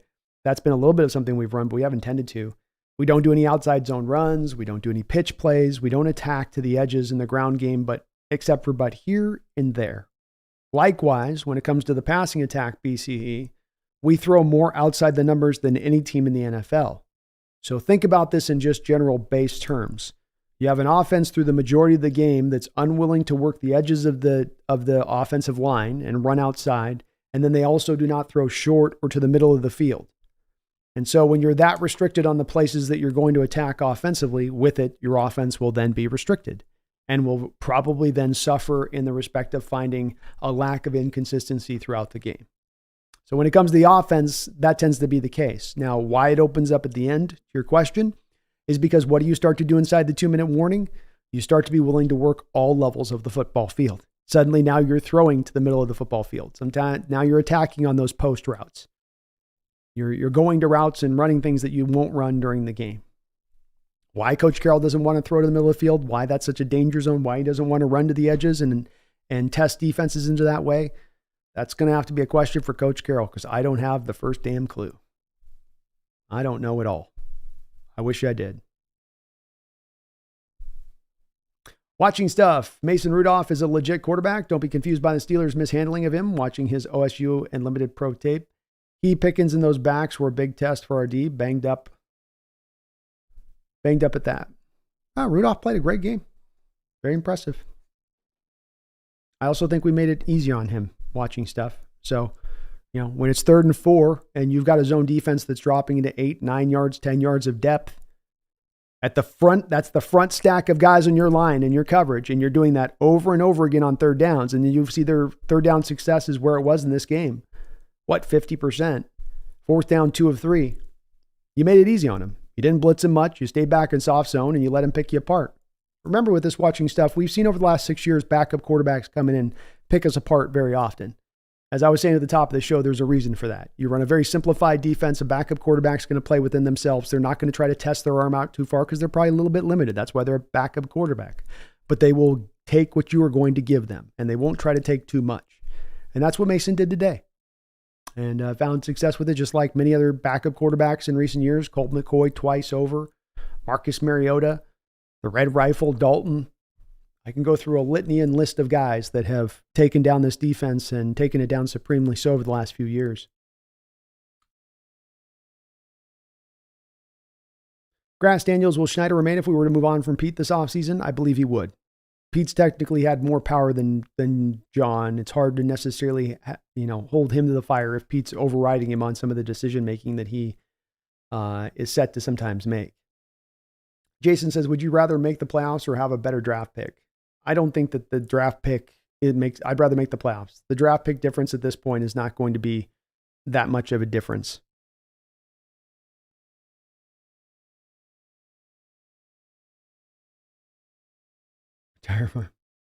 Big Docs, Brandon, sorry to have to watch your hard work and love for the Hawks have to struggle through the Hawks performance in 2023.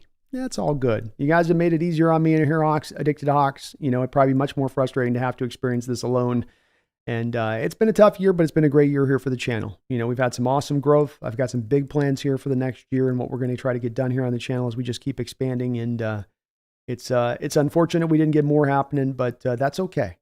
That's okay. We still got a lot of talent to work with here, and you never know what might happen here in the future. New Black Seahawks currently at the pick number 15 at the moment. Okay. Dark joke, Malik Willis to Seattle next year. Hey, maybe. Besides, it's crazy that nobody wanted Lamar. Yeah, it is a little bit odd. I think in retrospect, nobody was sure if he was going to be able to transition into this offense like he has, the modern offensive styling where, he's able to go back there and be a kind of a pocket quarterback and really play the position more traditionally. And then you had his mother as the agent and some of the difficulties in getting those negotiations going.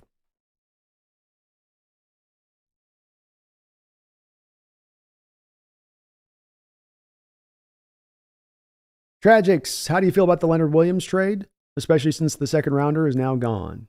Well, it's some of this is going to be determined on if you're actually letting him out the door, if you're able to re-sign him. Because I think if you re-signed him, I'm still okay with the deal at that point, Tragics, because I think it's very hard to find defensive tackles right now. It's become a position of scarcity in the NFL, especially to find good ones like Leonard Williams is. So if you can retain him, then I'm still okay with it, even though it was a go-forward move. It's also one that you weren't going to find a talent like him this offseason, I don't think, on the open market. If he walks, then it's not a good trade. And part of having some backing of the trade and being pro Leonard Williams at the time was the fact that the team was making an internal assessment that they were just one part away. They were just that defensive tackle away from getting this team to being a contending elite type team.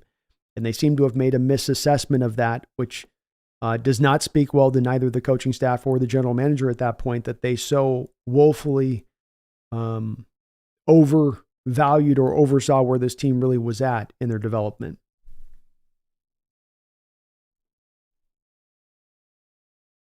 The Blacks, Larry seeing is Saints Broncos third round would be literally right before ours at the moment. Tommy says Patrick Mahomes would win us 0 more games. Attack the problem, not the scapegoats. Amen. Well said. Kevin O'Connell says, Happy New Year to y'all. Hawks, I've enjoyed your company through this last year, and I wish you all the very best in this upcoming shit show of 2024. I do as well, Kevin. Well put, man. Well put.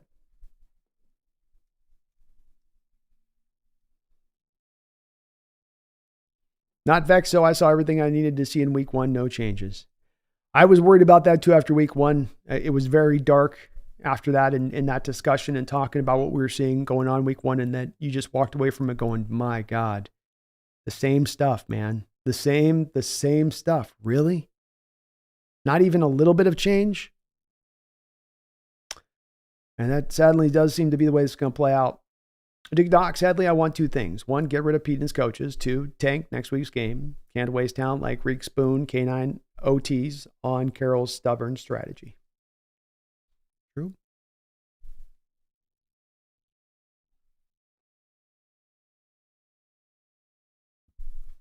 Tragic says our defense hasn't been good since Obama's term. That is facts.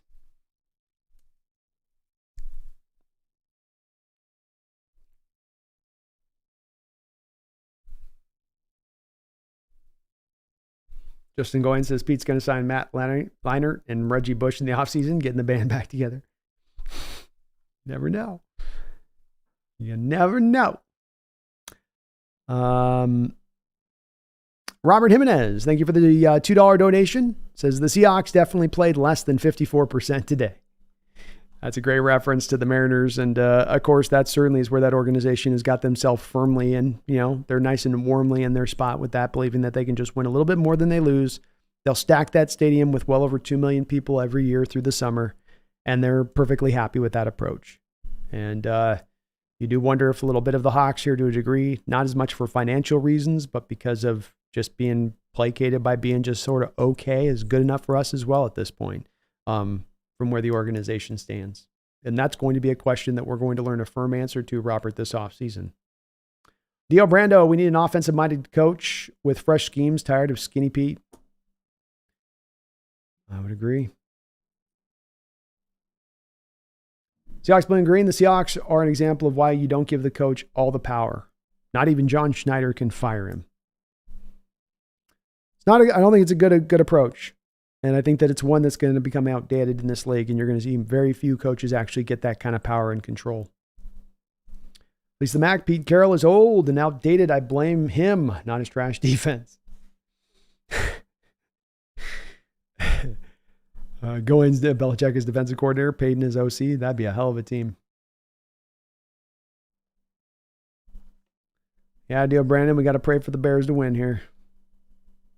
Tommy says, Pete reminds me of the coach on Varsity Blues when he lost his locker room. Nobody's buying in. Hell, they moved on from their legendary head coach and won the game in the movie. They invariably get in that place. Gets there with all coaches at some point in time. Vince W. says, Adam Gase is offensive coordinator, Jim Moore is defensive coordinator, and Urban Meyer's head coach.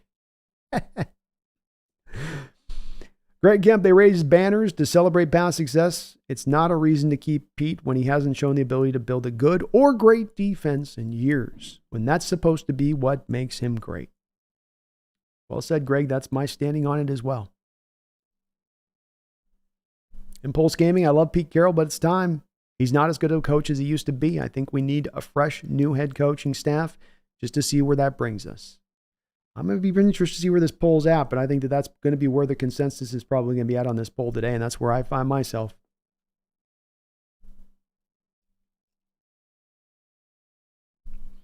Impulse Gaming, I love Pete Carroll, but it's time. He's not as good a coach as he used to be. I think we need a fresh new coaching staff and just see where it brings us.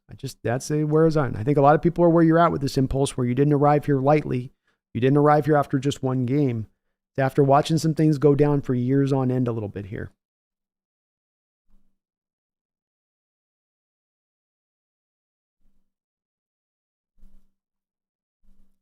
Kevin, I feel so torn about Bobby. Yeah, I do too. I think you played him too many snaps this year.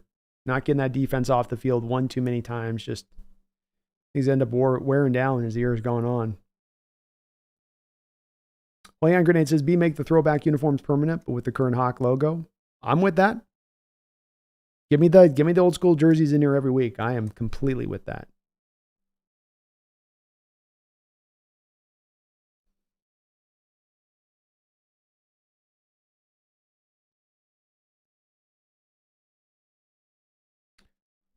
GR15, every week we change our minds. Let's stick to one path. Y'all want to fire Pete, then you don't. Let's stick to one path. Fire Pete simple. I don't care if we win the playoffs and win a game. We got to go, and we need a new offensive coordinator.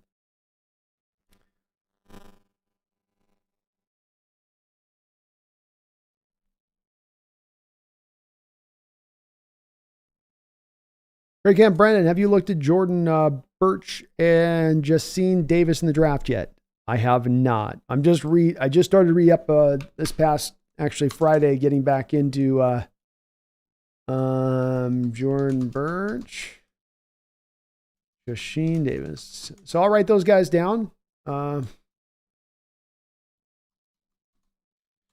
I haven't had a chance. I'm just getting back into doing the tape dive now on these guys. So I'm 100 deep. I did my count last night. I'm 100 deep on my prospects I've scouted so far, but we want to get to, of course, about 330, 350, somewhere in that neighborhood when it's all said and done, if I can get to that spot. So I'll be starting to grind on the tape big time here as we go forward. But I'll take a look at those guys. Got them down. WH Recording is taking points makes sense sometimes, but there were at least 2 times we should have gone for it on 4th. I think, yeah, you can make a strong argument at times where you didn't have a lot of reason to trust the defense in this one, yet you tried to trust the defense. Well said, Recordings. I think I feel the same way on those. I dig Docs. Do we draft a quarterback in round 1 or wait until round 3? If I was a betting man addicted Docs, I think we're probably going to wait to round 2 to 3. I don't think that we take one in the first round, but all it takes is for the Hawks to fall in love with one. You know? And Fleece the Mac, I think Jaden Daniels is top 20 at this point. I don't think he's going to fall like Levis did. Remember with Levis, he was coming off a down season from his prior year, whereas Jaden Daniels is coming off the Heisman Trophy.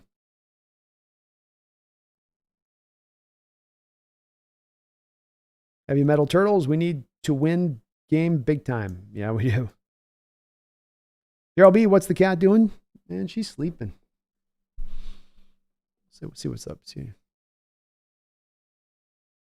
You tired? Why are you so sleepy? Why are you so sleepy today? Why are you so tired? She's super sleepy, man. She's done. Heavy Metal Turtles says the Bears are going to win. I love the confidence. I hope you're right. SDJ says, so the Packers have to lose to the Bears for us to have a chance. That's right. That is correct. It all boils down to that. Henry Diesel says, I say clear house, keeping Geno is staying mediocre and postponing the inevitable. Definitely a big approach they take. Castle, well said. Well said. Seahawks open in the Hawks draft off Washington. That's pretty color. Very, very impressive. He's a good player. I mean, he hasn't been super great for them this year. He's been just okay. He hasn't certainly been pushing Fairmouth as the number 1 tight end, but a good blocker. According to what I was reading about why he fell in the draft, had to go back to the fact that he had something going on with his knee where they were calling it like a ticking time bomb. I don't know if that's really the case, but just what I heard. Clinton Rice, I would assume he doesn't through the middle because he preaches take care of the ball, so he doesn't want to throw interceptions, where over the middle it's more likely to happen.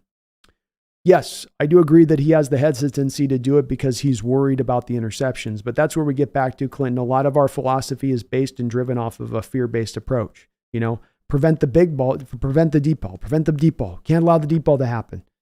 Fear of the deep ball opens everything else up underneath you. Likewise, fear of throwing over the middle of the field for the interceptions ends up causing your offense to not be as productive as it could be. So there's also the price that it costs for doing those kind of decisions and making those determinations. And I don't think that there's a lot of really good, I don't think there's one great NFL offense, Clinton, in the NFL that takes a whole swath of the football field and says, we're not going to attack there because we're scared about turnovers. There is not one great offense, but I agree with you that that's probably their approach, that's why they take that approach. It just doesn't make it still a sound philosophy or a sound approach. It still is really silly.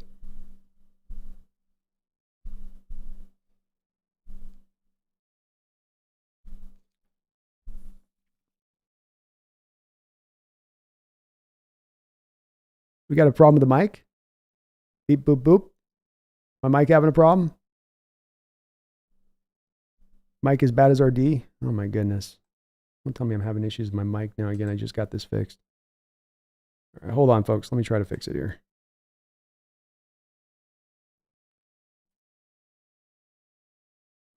Mic check. Mic check.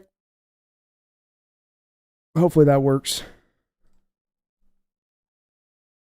I am becoming a robot. I don't know why my mic got weird. Let me know if it gets a little bit more fixed up on this. Let me know if the audio is a bit better. God, I just got this thing fixed and the thing went toasty on me, huh?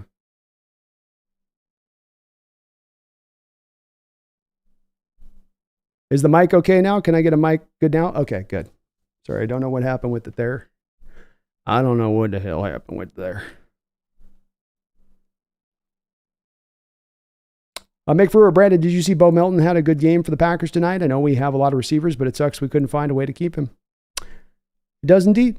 You had a kind of a deep, not a deep squad, Mick, but you had DK Metcalf, Tyler Lockett, and of course Eskridge on the roster at that time, and so there wasn't a lot of extra spots there. You drafted two receivers between Derek and Bo, and Derek was the better player in what he gave you than Bo was. It sucks you couldn't got more out of him, but it's kind of the risk you took by taking those two receivers and letting the value base of your board drive your board. That's where you can sometimes end up if you let value be the big driver, be the thing that kind of carries the day for you in the draft, as you end up maybe stacking a position super extra deep a little bit.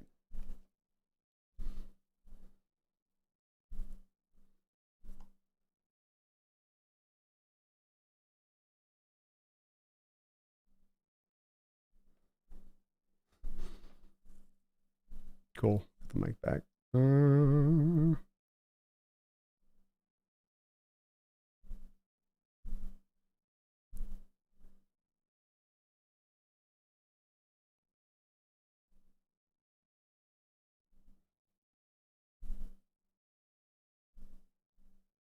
It'd be embarrassing if someone started an action petition website to ask Pete to be removed or fired. Yeah, that would be pretty crazy. Deadline yesterday, bye Pete. Seahawks fans deserve better. Standard champion, really strange to see in other Seahawks communities a massive effort to blame players but not coaches, as if the coaches are not responsible for their players. I've seen some of that at times as well. There's a variety of different, of course, opinions out there when it comes to the online hemisphere and like you say, the Seahawks communities that are out there in the different places and the way that they see this. And, it can be an either or thing rather than a both thing. But I have likewise seen there being a unwillingness at times to come back to the coaching on this, to at times even point the thing at Coach Carroll. It becomes a little bit of a sacred cow thing. How dare you challenge our great and revered Coach Carroll? How dare you? And it's like, well, what more evidence do you kind of need to stack up here to show that there's some failings happening here that aren't getting corrected, aren't getting addressed, and certainly aren't getting solved? But I've seen the same thing out there a bit as well.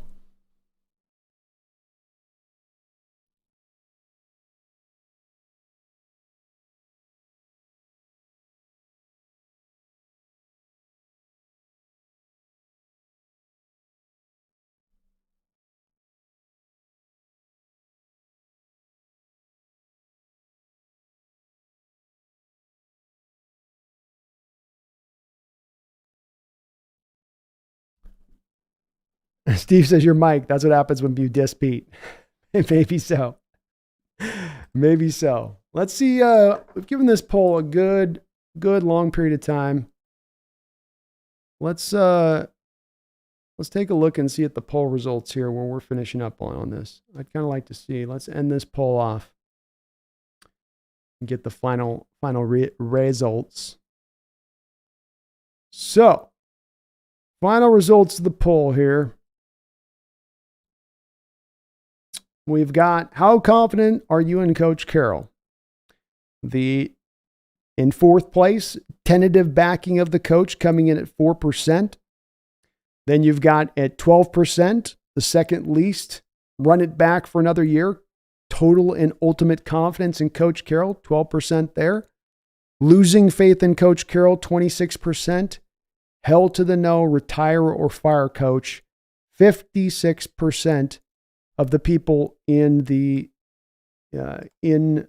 this poll wanting to see Coach Carroll retire or fire. So if you take all three of the other answers, losing faith, run it back for another year, tentative backing of the coach, cobble those percentages together, they still fall short of where the majority lies on this and what they would like to see. This is about what I probably expected to see. And really where you come down to on this, I think that really stands out here is that those that have either partial or ultimate faith in Coach Carroll of the audience tonight, you're looking at about 16%. And I think that does speak to a little bit of where the Hawk Nation finds himself. 555 votes cast in this poll. And now going into almost 3 hours on it, I think that does kind of show a little bit of where Hawk fandom is at on this and why the confidence has been shaken. Why the confidence has been shaken.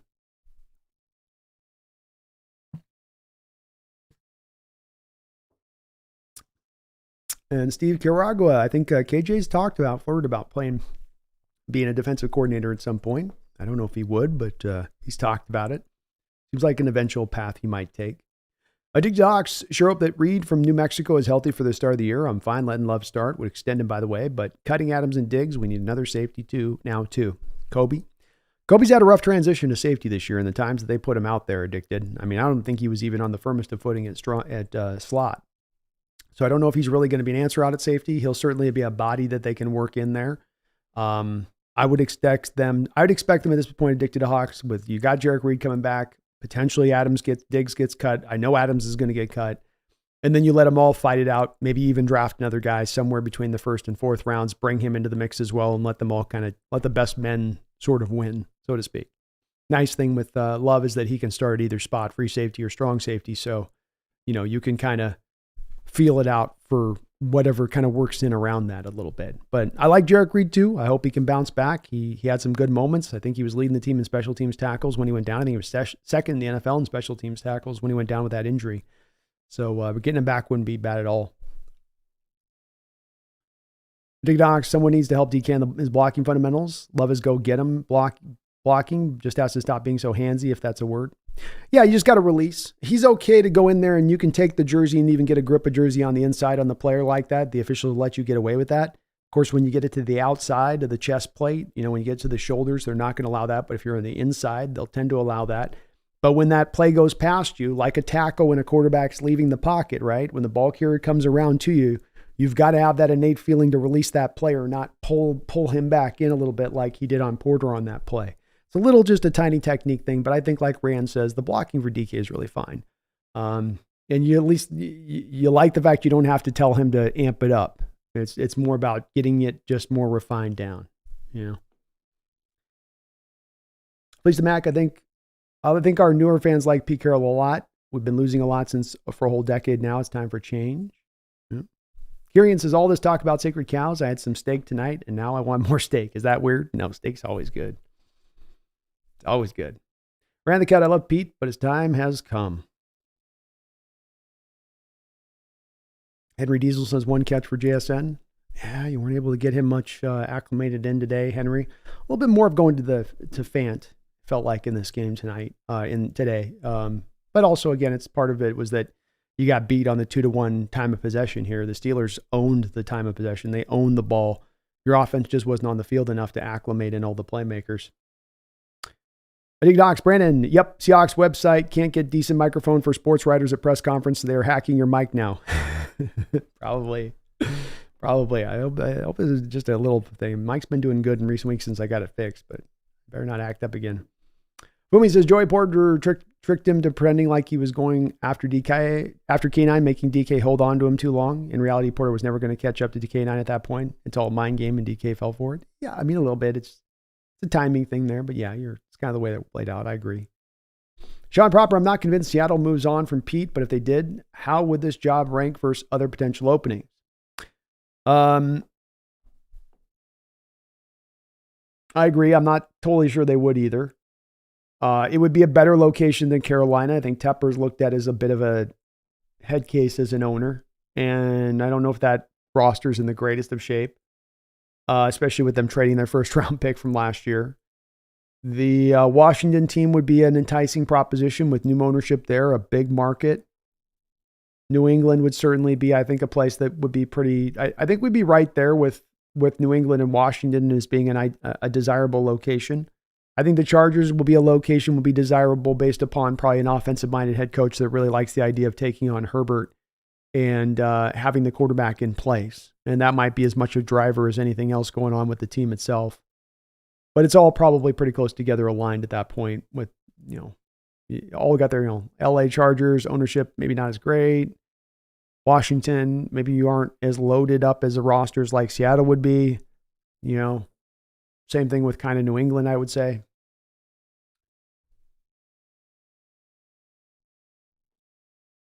Dick Dogs, Brendan to do the back over his head.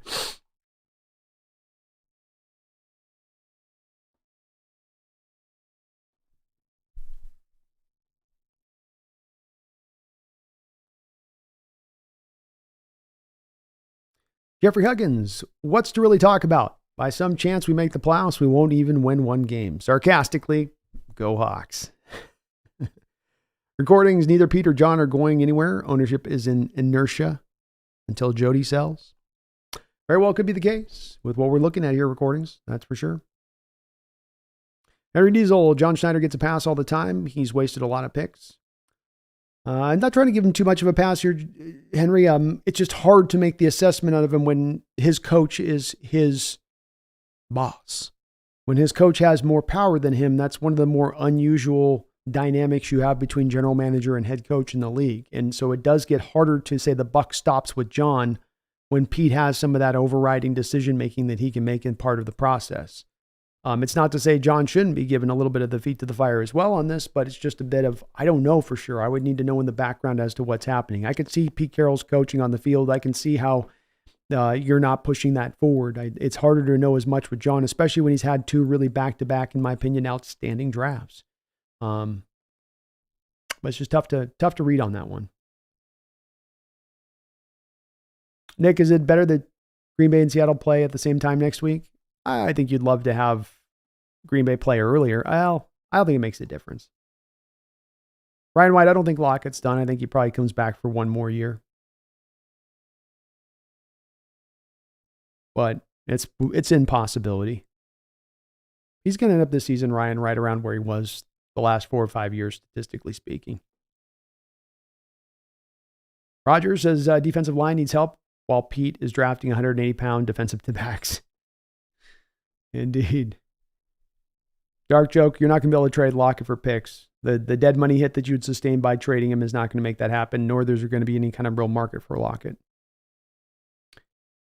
Rand says Lockett has at most one more good year.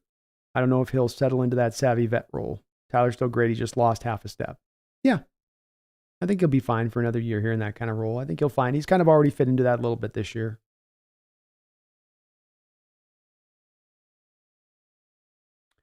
Boomy says, hey, I missed when you answered my question. What if we win against the Cards and Packers win against the Bears next week? Do Packers still take our playoff spot? Because at that point, we have the same record. Yeah, they have the tiebreaker at that point, Fumi.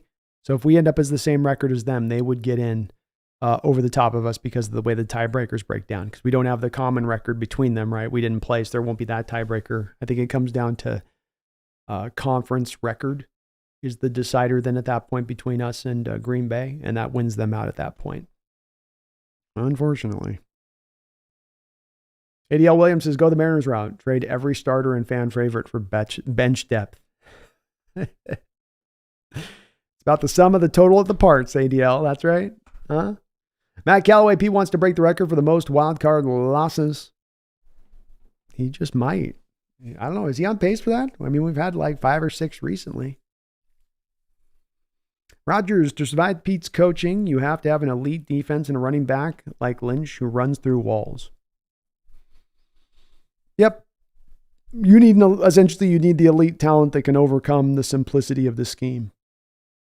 So it's, if you're just 2% better than the team, you need to be kind of 10%, 15% better to overcome where the scheme's going to pull you back a negative percentage on its own. Ran the cut. DK's a threat to house a 13-yard line at any time. We need to use him like it. Agreed, Ran. One of the reasons I've always said I'm not looking at any way to move off of DK. And I think the big things with DK is our inability to use him correctly. We have another game here where we got through 3 quarters and he had 3 targets. One of those targets was knocked down at the line of scrimmage, so he didn't even have a chance to catch it. The other 2 targets he caught for 52 yards. And then you finally got back around him to the late 3rd, early 4th quarter. But you certainly don't feature him. You don't, put him out there and really try to, maximize him for all it's worth. He's just kind of, it's kind of there. We'll go to him there occasionally. But there's a lot left there to go out there and take advantage of, I think, in his play. Tommy says, I got an idea. Hear me out.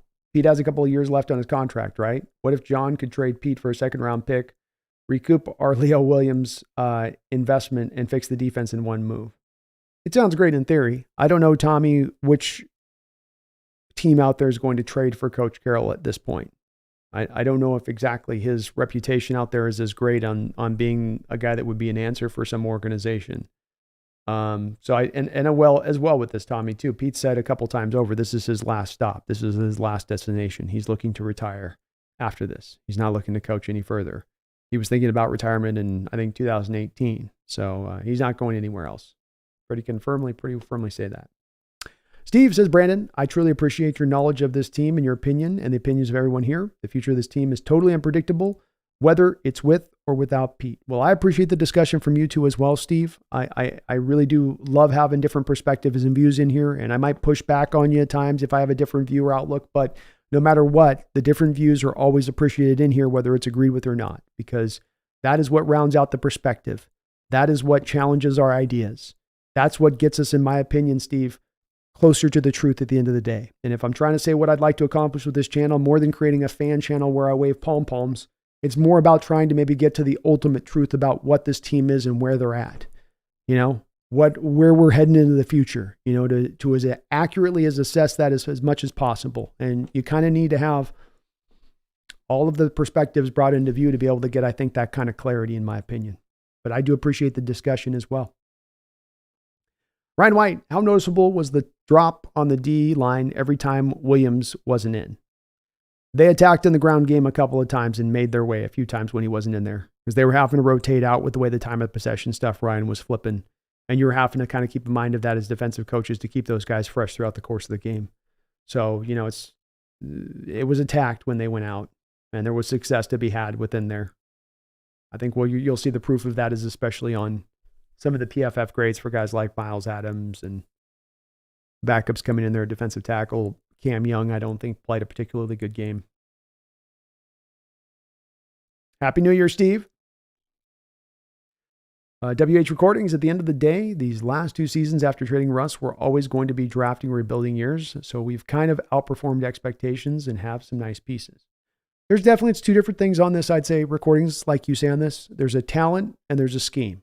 And certainly from a talent perspective, you have restocked over these last 2 years and you put a team together that should be able to contend here in the near future. But my push on it would just be Recordings that no matter how much talent you put on there, if this scheme's going to so thoroughly hold them back across the board, offensively and defensively, it's not going to matter how much talent you put on this team. They're not going to be good enough to really reach that elite status. They've got to have a coaching staff and scheme and philosophy that seeks to maximize the players rather than force fitting the square peg into the round hole, which is a little bit too much of what we're doing right now. Henry, it's crazy both Wilson and Pete's careers fading off simultaneously. I'd wondered at the time, we'd always said at the time, is it Pete, is it Wilson? Who should we back? Who should we go with? I'd always wondered if maybe not both those two guys should have just both recognized they were at their best together. And we'll see where they both end up here on that. Tommy says, I know I was joking, but it would be such a John thing to do something like that. That's kind of evidence the drafts were mostly Pete because John would get Clowney for nothing mid-year. Yeah, I agree. No, I feel you on that too, yeah. It would be pretty cool. That would be a John-like move, though. I agree with you there.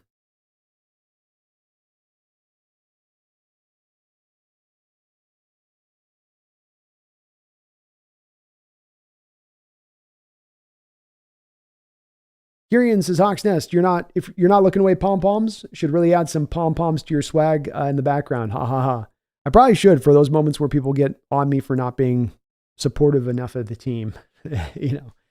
Where you root for this team or not. One of those times. And I'll just grab the pom-poms and go, way Seahawks. Yay, Seahawks.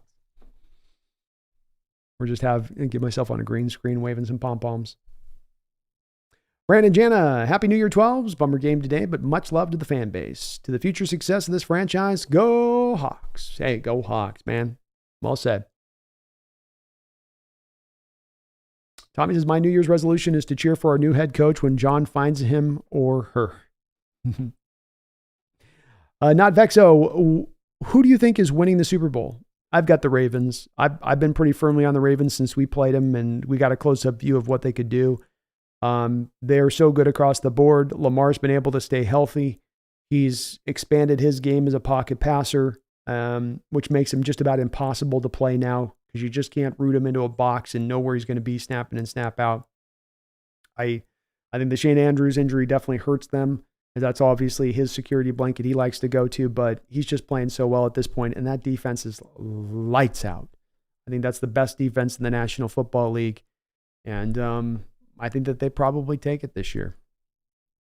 That AFC is also kind of opened up a little bit easier for them. Ryan E says, go Hawks and take the Mariners with you. Ran the cut. We all wore ours. Looks like I should have worn my Power DK jersey. Oh, we tried today, man. We tried. What are you going to do, I dig the Hawk says, Cripes, I have to subscribe to Fubo for a week free trial just to watch the Huskies game. Grumble, grumble, grumble. I feel you there. I always got to turn on my Fubo subscription to do the Hawks game every year. Just make sure I can catch all the Hawks. And I'm always a little bit like that too. Like, stupid TV. Dumb, stupid TV. Tommy Eaton says, have you seen the Go Sports Broccoli Girl? That should be what you play when they say you're not into it enough. If you've not seen that on YouTube, you won't regret it. I'll check it out after the stream. I'll check it out after the stream today, Tommy. Sounds interesting. The Broccoli Girl, huh? Okay. I do have to have a reference here when folks do broccoli. Well, just be negative. Yeah. How about counter the points? Standard Champion says, counting on the Bird brothers to send the Niners home crying. We'll have to see, man. The Niner team is going to be pretty darn good. But yeah, I think if the Niner team take on the Raven team in the Super Bowl, I think the Ravens will give it to them again. There's something to it, too. If the Ravens get to the Super Bowl, I would put them, I don't care who the NFC opponent is, I'd put it as a 10-point favorite in that game. There's something to playing Lamar and not playing him very often and just how hard he is to deal with on the open field.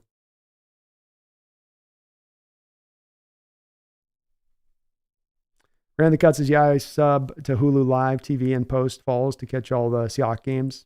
Yeah. Got to do something every year. I was going to maybe do the YouTube thing, but I wasn't sure if that was going to work this year with the way that thing goes. So I was just like, we'll just lean on this and go with the Fubu thing, but I might do something different next year. Alex says in the FC, you got teams like the Bills and Browns or even Kansas City can beat any of them. Oh, it is still the tougher conference, Alex. I'll give you that. I like Ravens get that first round bye, play through the home. You're going to get some conditions out there in Baltimore in January. I kind of like where they're rolling.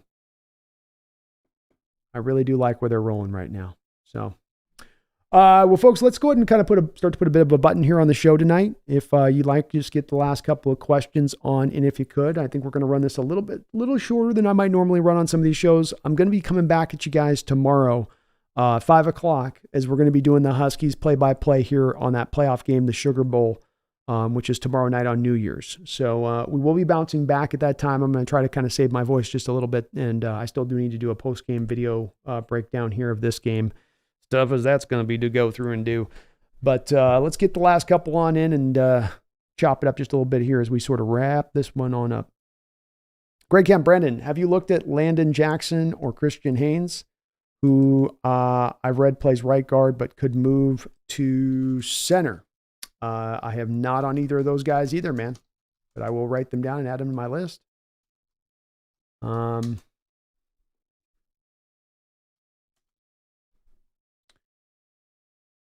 it comes to right guard, I've looked at Zach Zinter, Tate Ratledge, Donovan Jackson, Brandon Coleman, Michael Juergens, Christian Mahogany.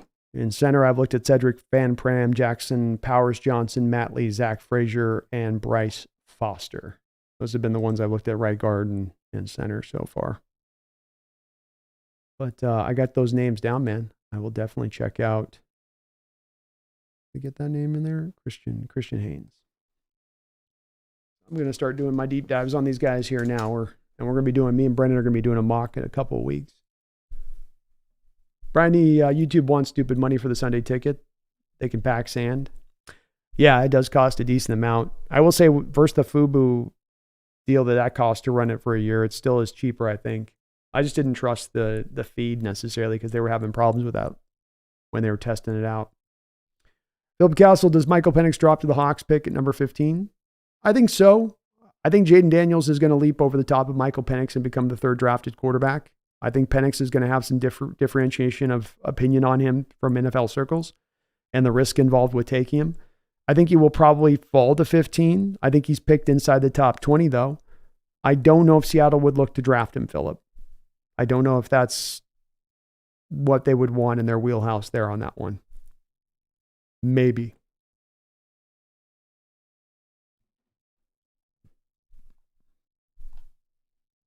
But I got a top 20 is where I've got Penix going. Brandon, the guy didn't see is real mediocre this season. Should have been our year. Should have been, man. Should have been.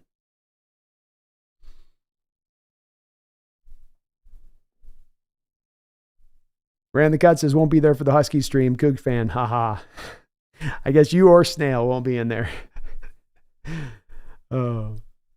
Nick says, going to the game next week, we'll have to keep an eye on the Bears game. There we go. We'll represent out there in Arizona for the team. Well, at least the Washington team is going to some type of bowl. Yeah, at least there's that. Brandon Jan, any Super Bowl predictions? I'm thinking Detroit 28-31 Baltimore. Lamar gets MVP in the ring and Super Bowl MVP. I'm going to go with the Niners getting back to the Super Bowl this year. I think that Detroit and the Eagles are just not going to quite have enough, and I think that the Cowboys, just as they showed earlier this year, just can't. They just don't seem to be a good. And last year in the playoffs, they just don't seem to be a good matchup for this 49er team. So I would go Ravens 49ers, and then I would take the Ravens to win the game.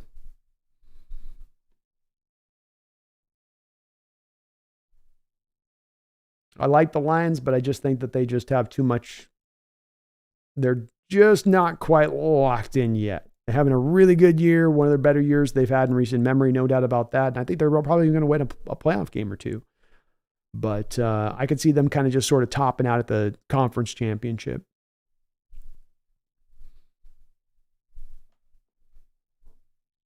Alex Smith, Brandon, what about the quarterback from the Oklahoma Sooners? What grade do you got on him?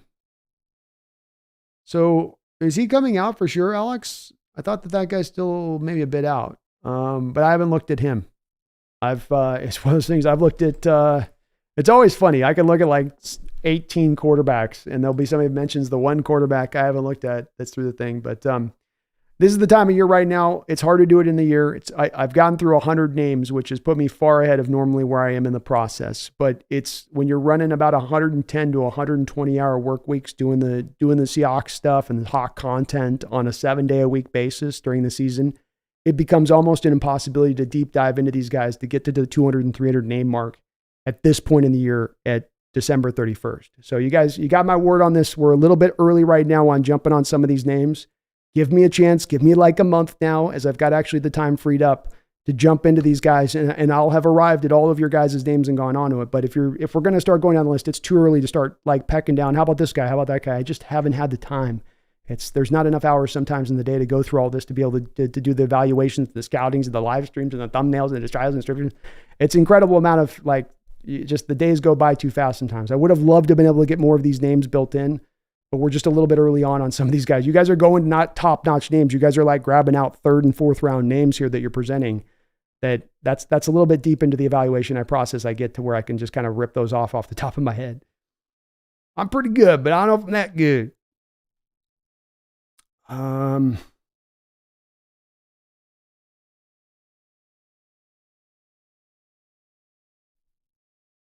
Sorry, I'll take a look at that Oklahoma quarterback at some point. I thought I had heard that guy was going somewhere, though. And that's part of Alex why I sometimes hesitate on these quarterbacks now, because some of them are going to play to their 5th year senior status. Some of them are going to play for 8 years. Like this COVID year is giving these quarterbacks, like, they're going to play till they're 29 in college.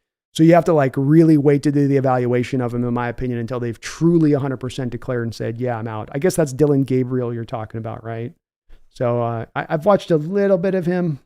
It was okay, but I haven't done much of it. I'll try to do more of a deep dive on him. I'm going to have to get on my prospects. I know I'm going to start getting peppered with prospect questions, so I better get these guys evaluated quick. Better get it going. Alex would be happy if someone makes it to the playoffs to beat the Cowboys. I'd love to see that myself. Alex said, I'm not sure. Brandon, I think it's Dylan Gabriel. Yeah. He's got good size to him. Good, real good mobility, I believe. Excellent mobility. But I haven't done much of the deep dive on him. Sorry, man. I was going to try this year as much as ever to get into it, but I just end up, every day is like, you look at the clock and that's how the NFL season goes when you're doing this stuff. It's just, you end up losing the whole fall just goes by in the blink of the eye. Like this season's been over with and it's like, whoa.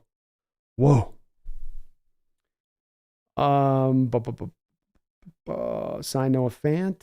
I don't know if you're going to have the money, dark joke, to sign him at this point. You got $2 million of functional cap space. I think you're going to release Jamal, but I think a lot of that gets eaten up by trying to re-sign Leonard Williams and get some other help in some other places. I think he's going to cost you $9-10 million a year to bring him back. It's possible. K9, I think we really need to re-sign K9. Well, fortunately enough, Rand, we don't have to face this decision quite yet. So we've got at least one more year, if not another year after that, to make that decision on whether or not the team decides to potentially sign him. What would be good is to actually get him a good offensive line to work with behind him so that we can actually make that determination about what kind of back he is, right? He's getting banged and smacked in the backfield on every carry. It gets sometimes damn hard to sort of understand the value of that back when your offensive line just can't seem to create any holes in the ground game.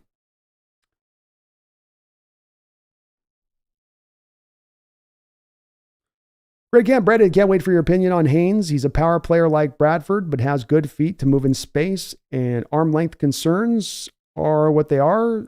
They are saying move to the center, and he has played a lot. I'll take a look at him, man, for sure. And center is certainly going to be one, I think, Greg, that's in play for a position that we look to attack. I think Oluwatimi is in the mix, but I don't think that the team just runs with Oluwatimi and goes, oh, okay, we're set. It's all good here. Nothing else left to be done. I think that there's still a potential here to go and look at a center, especially in this draft, Greg. We're on the outside looking in, just off the beginning of this.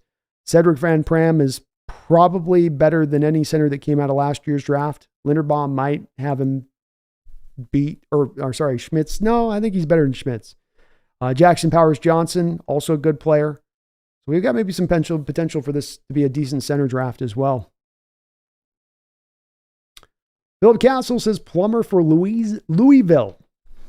A guy named Plummer from Louisville. He is added to my list. I'll take a look at him, but I don't know that guy, man. Sorry.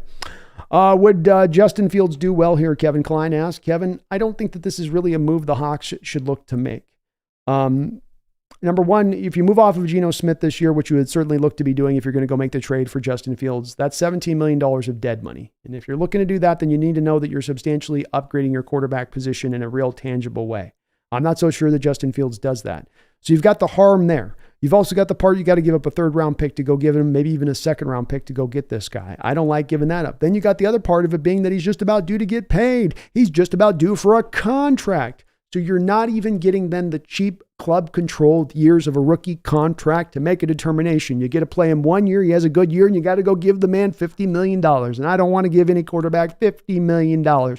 So I can't sign up to the Justin Fields deal. I just don't see how it adds up to making any sense or really helping this ball club up. Can't forget, if you're an anti-Geno folk, you can be an anti-Geno folk. I don't like Geno. Geno, I don't sign up for. I like me some Justin Fields. I like me some first-round quarterback. Well, the thing to consider is that, yes, you can move off from Geno and save money collectively, but you're still going to eat $17 million of dead money. And so if that's going to happen, you got to be sure that you're tangibly upgrading the position in a real meaningful way. Otherwise, you're just kind of still sort of doing the tread water thing, right? You're still coming out to an equivalency on the position and the cost of the position and all of that stuff. So I just don't, it's been mentioned, it's asked quite a bit, and it's definitely, Kevin, a hot item about Justin Fields coming to Seattle. I'm kind of surprised, but there's so many Hawk fans who love themselves the idea of Justin Fields, man. Justin, that's the answer. I can't see that being the answer, and I just think that there's so many things there that just don't quite add up with it when you really boil all the parts and pieces down together on that one. On top of the fact that the Bears are, trading him, which doesn't seem to, bear out well for Justin Fields being that kind of guy. Marcus B28, Brandon, you do 120 hours a week with your channel? I do indeed. I would just take this day, for instance, Marcus. I start at 1 o'clock live streaming, right? And it's a 3.5 hour live stream for the game. Then it's a half hour live stream over there on the Bleacher Report. I take a half hour break, come back here. We usually do 4.5 hours. As soon as this ends, I then record my post-game stream, or not my post-game stream, but my post-game reaction video. And that post-game reaction video takes about 6 hours for me to put all of the assets together, all of the highlights people like, all of the stats that people like. It's going to take me another 6 hours once that's done. So it tends to be typically that I don't get to bed on a Monday until 6 or 7 in the morning. So on the very first night of my week, that's a 15, 16-hour day on the very first night.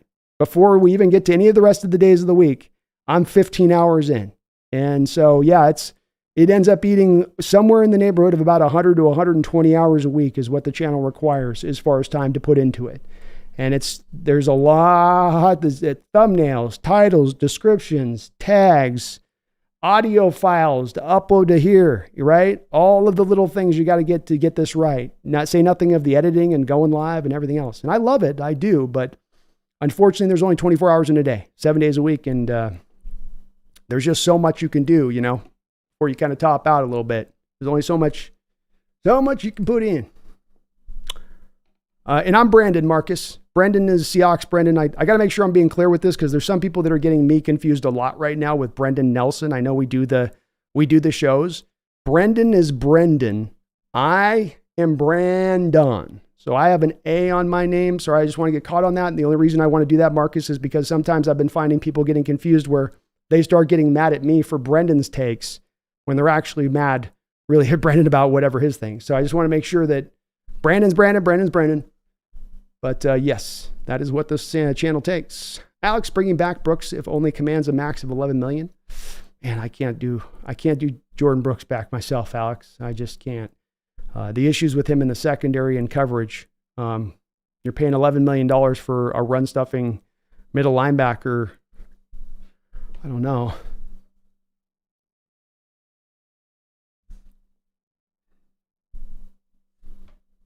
New Black says, Fields is going to have the same record as the Seahawks. Yeah. I just don't see him having any kind of real impact here. And it's this again speaks back to where our issues as it stands right now are not really at the quarterback position. I know that's the place that people get really caught up on. And that's the sparkly, shiny object in the room to go pay attention to. But like the problem here on this team is not with the quarterback position.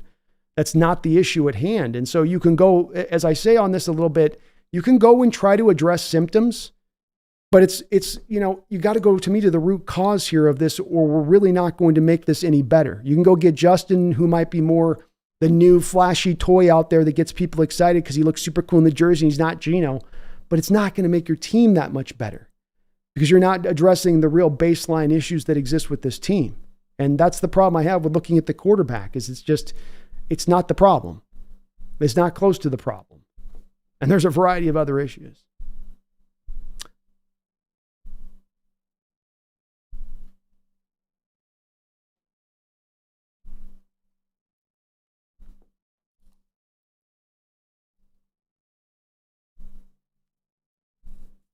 Ran in the cut. I too want to attack the interior of the offensive line in this draft.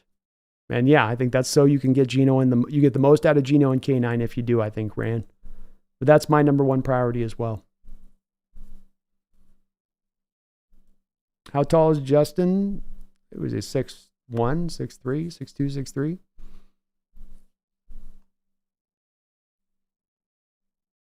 Ran the cut says, didn't we run Walker to the outside this game and it scored? It was kind of an outside. It wasn't really a pure outside zone run because it's going inside the shoulder of the tackle and outside the shoulder of the guard, which is technically a B gap run, I believe. No, I'm wrong on that. C gap. Kind of, yeah. We ran a pitch play in the game too. We just didn't lean on it a lot. We still stuck with the inside run mainly. Dark joke, Spencer Rattler would be a good third or fourth round pick. I agree. Greg says, dang, Brandon, Happy New Year. Don't burn yourself out, man. Well, I'm used to this. I made the transition a year and a half ago to doing this full time. And once I did that, then it was a buying into this process and kind of what it took. So I don't mind doing it. You guys reward me for the efforts with what we get as far as the support on this channel and allowing to put me in the position to be able to do this full time. And that's part of why I do this is you guys have, done the goodwill aspect on your part to support the channel, the memberships, the Patreons, the donations. And so it's just a tit for tat thing from my perspective is that I want to return that favor on the other side of it. And I love what I do. I absolutely love what I do, but I can't carve out more hours in the day. And unfortunately, it's just, I run into it now more often than ever where you just get kind of tapped up, especially getting a little bit older. I just can't, got to get my moments there. You catch your breath. The Hawks, I did see Brendan Nelson in a paper bag. Well, I didn't see him, but I've heard about it a ton. Of course, Addicted Hawks, I'm doing the post-game discussion and the Bleacher Report and the play-by-play, so I don't actually get a chance here when we're in the middle of Sunday to do any kind of viewing of anything. I'm one after the other goes, so I'll try to check it out here after the stream and see how he looks in the old paper bag. Dog Watcher, I have Disneyland in my backyard down here, but still, okay. Tommy says our run defense sucked even with Brooks out there. No thanks. That is his one special talent. Yeah, I just don't think he brings a lot to the table, especially when you talk about paying him that kind of money at 10, 11, 12, 13, 14 million. And I think some team's going to probably pay him that. Philip Castle think Rattler has the character to be good. As well, good catch. I don't know if that's a question.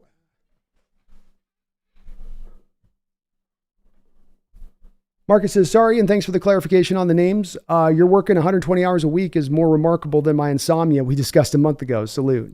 Well, it's not hard, man, when you love what you do. I mean, that's why they always say, find something that you love to do and you'll never have to work another day in your life. And I love what I do. I love covering this team. I wish we had a better result and some better returns to be able to, come at you guys with this. But it tickles my creative bone. I control it. I run my own thing. This is my shop. I don't got any boss over the top of me. And that's been a freeing experience for me, Marcus, to be able to do that. So it's in no way do I complain or in any way what I wanted to get across. It's a hard ship for me or a hard road I got to cross. This is a much easier road for me to cross at 120-hour week than some of you that got to work those 40-hour weeks. You got to get up at 8 in the morning and you're on somebody else's clock. It's worth it for me to have the freedom that I do. But yeah, it is a lot.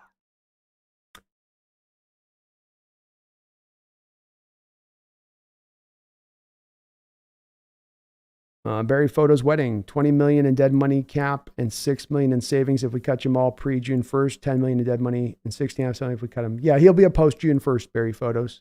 So you'll save the 16.5 million on this year's cap on Jamal. 100%. 100%.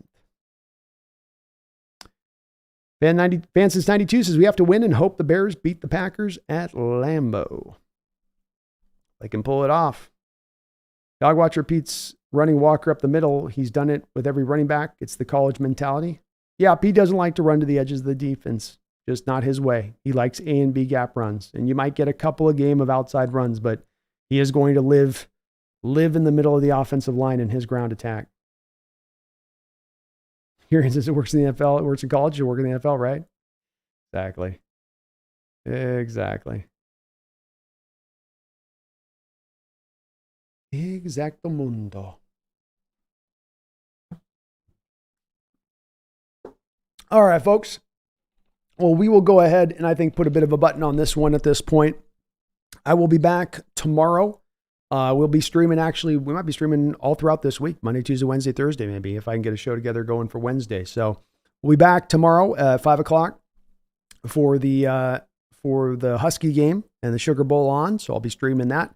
Then we'll be back for the B&B show. We'll do a post-mortem breakdown of this game, a final look at this past contest against the Steelers, and then see about Wednesday, Thursday, where we'll be at. And of course, we'll do the B&B show on Thursday. The members only stream on Thursday. So we got a jam-packed schedule here for you guys this upcoming week as far as some broadcasting goes. But we will be back here tomorrow. I want to take one last opportunity to thank the sponsor of this show, Underdog Fantasy. Underdog Fantasy right now, you can utilize this code, which will be my code NEST, N-E-S-T, or click the top of the link in the description section below, and it will take you directly to the Underdog Fantasy site where they will match you up to $100 of your first deposit, up to $100. So $100 on me, to you, and you support the channel at the same point in time. That's what we call a win-win-win. They've got a lot of contests ongoing throughout the rest of this year. Even still, one last week of fantasy football. Get your last little fantasy football tickling in here. Get a little bit of that last little bit in right now. As you can draft a whole fresh team here for this final week of the season and go out there and win a little bit of money going up against head-to-head against some other fans. So they got some great stuff still going on, even if it's not football. It may be into basketball, baseball, hockey. They've got a variety of sports on there, variety of different contests to get into. But thank you to Underdog Fantasy for sponsoring the Hawks Nest throughout the course of this year as they have done. Dark Joe says, thank you for what you do and Happy New Year's. Hey, thank you to you as well, Dark Joke. I appreciate the discussion tonight. I know that this is not always the easiest of talks to have regarding sometimes more of the potentially kind of negative items. I want to thank the chat, as you guys always seemingly are, at least a high majority of the time. Everything was kept respectful and kind to one another in the chat. It's the place that I most want to see from this channel as much as anything else, because it will foster, I believe, the best type of discussion, the most open of discussion. And that's what we want to have here at the Hawks Nest above all else. So thank you guys, even on a day where I know many are emotional, many are in a, we're all in a bit of a testy mood. It's been a bit of a tough season. Nobody's feeling great about things and where they're at, even if you are a big backer of Carroll still. So I'm glad that we've been able to keep the discussion respectful, even when there has been disagreement. And I thank you for guys for valuing that here and understanding that when you do come in. I know there are places that like to lean into toxicity and let's just get all, but let's keep it irrespectful. Let's keep things in the way that they are, because this is what will I think eventually take this channel to where it can eventually go. It ain't me yapping away here that's going to make this happen. It's the community that'll help to make this place what it can truly be. And I thank you guys for being able to stay in that kind of place. It says it when you're in, when the time, it's easy for everything to be in agreement when we're doing well and riding high and everybody's cooking and we're winning by 20 points. It's harder when there's some disjointed parts and some tough things to turn over on this team. And that's especially when you're going to get a lot of disagreement. But you guys have been, especially even for the past few weeks to the back half of the season, through amidst the 5-game losing streak, you guys have managed to keep things very respectful amongst each other. And I really, really do appreciate that. And it's really great to see from my fellow Seahawks 12s. Ran the Cup, man. I want to run Walker outside, though. I do too, man. Utilize him outside. You'll get more of Walker if you do at some point. Alex, are the Bears going to keep Justin Fields, Brandon? He could become a good pocket passer like Lamar. I think the teams are going to, they've got the number 1 pick. Caleb Williams may or may not be a generational talent, but he's close to it by many of the NFL evaluators. Justin Fields, while he's had the flashes of good moments, and while he looks like he's starting to have the light bulb come on this year, has not yet thoroughly, I think, convinced the Chicago Bears team that he's the guy to buy in on. And as well, factoring in here, Alex, the fact that that rookie contract is starting to wear down. Starts to become a little bit of that clock, that stopwatch starts off as you now start to get into year 4, year 5 of the rookie deal, where now you have to determine if you're going to pay for him or not. So you pass on Caleb Williams, let's say, you go for Marvin Harrison Jr., you come through the next year, you come to find that, Justin Fields is really not that guy. You get to a middling record and you've missed out on your chance to go then draft a guy like Caleb Williams. So they're just not going to avoid that at this point. It doesn't mean Justin Fields is necessarily just purely bad, but it does mean that that's the move they're going to make. And they'll get what they can to recoup from value back from Justin. But I don't know if they get more than a 3rd-round pick either. I don't know where his value is going to be at. But I don't think Fields is in the same realm as Lamar as a scrambler. I think he's a top-notch, one of the better scrambling quarterbacks in the NFL, no doubt about that. But I think Lamar's got a different level of shiftiness and explosiveness to him that Fields doesn't have. Probably pretty similar arm talents. Happy New Year to everybody. You too, Philip.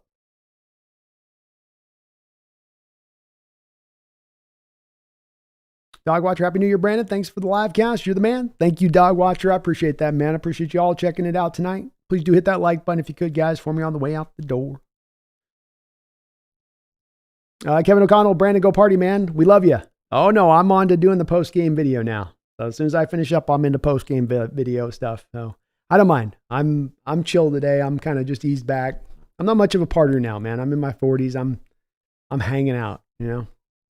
Big Doc, salmon snacks for Pumpkin and tall cool one for Brandon at 223 says goodbye. Hell yeah, let's go. Let's go.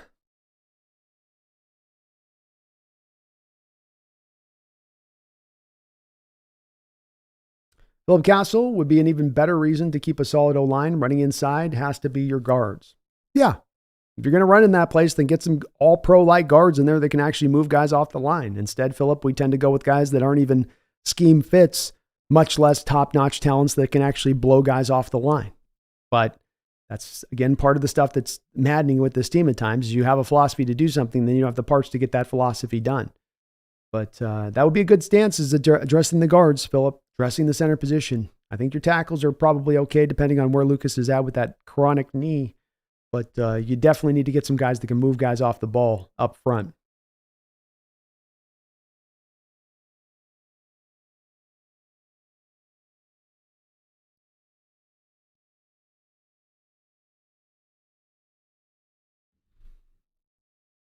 Greg says, I want to see the Seahawks use K9 on a pitch plays, reverses, and having Charbonnet in the backfield with K9 motion on jet sweeps. That'd be a creative way to use him. I'd love to see that too, Greg. Certainly would challenge the defenses and how to play it at that point, wouldn't you? Yeah, I'd like to see that too. I think they've given him one before, Greg, the fly sweep to K9. I think he had a pretty good run with it, like 9 or 10 yards. But I don't know if they have gone back to it. Big Docs, fingers crossed, Huskies put their brand on those Longhorns tomorrow. Sorry, binge watched Yellowstone last week. I got to watch that show eventually. I've been kind of waiting to jump into it, but I've been holding off for a bit. It's about time. Jump in the Yellowstone. Jump in the Yellowstone. See what the Huskies can do.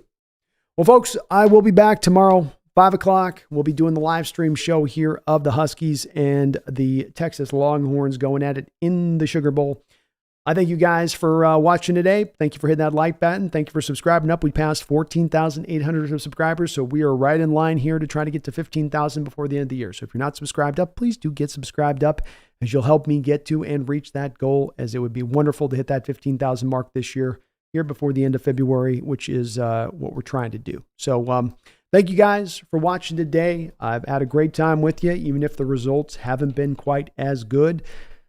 Turn this forward this next week. Hawks are not completely out of it as of yet. We're going to need some help. We're going to need to beat a real tough Cardinal team that just took down this Eagle team today. But they're in it. They're fighting.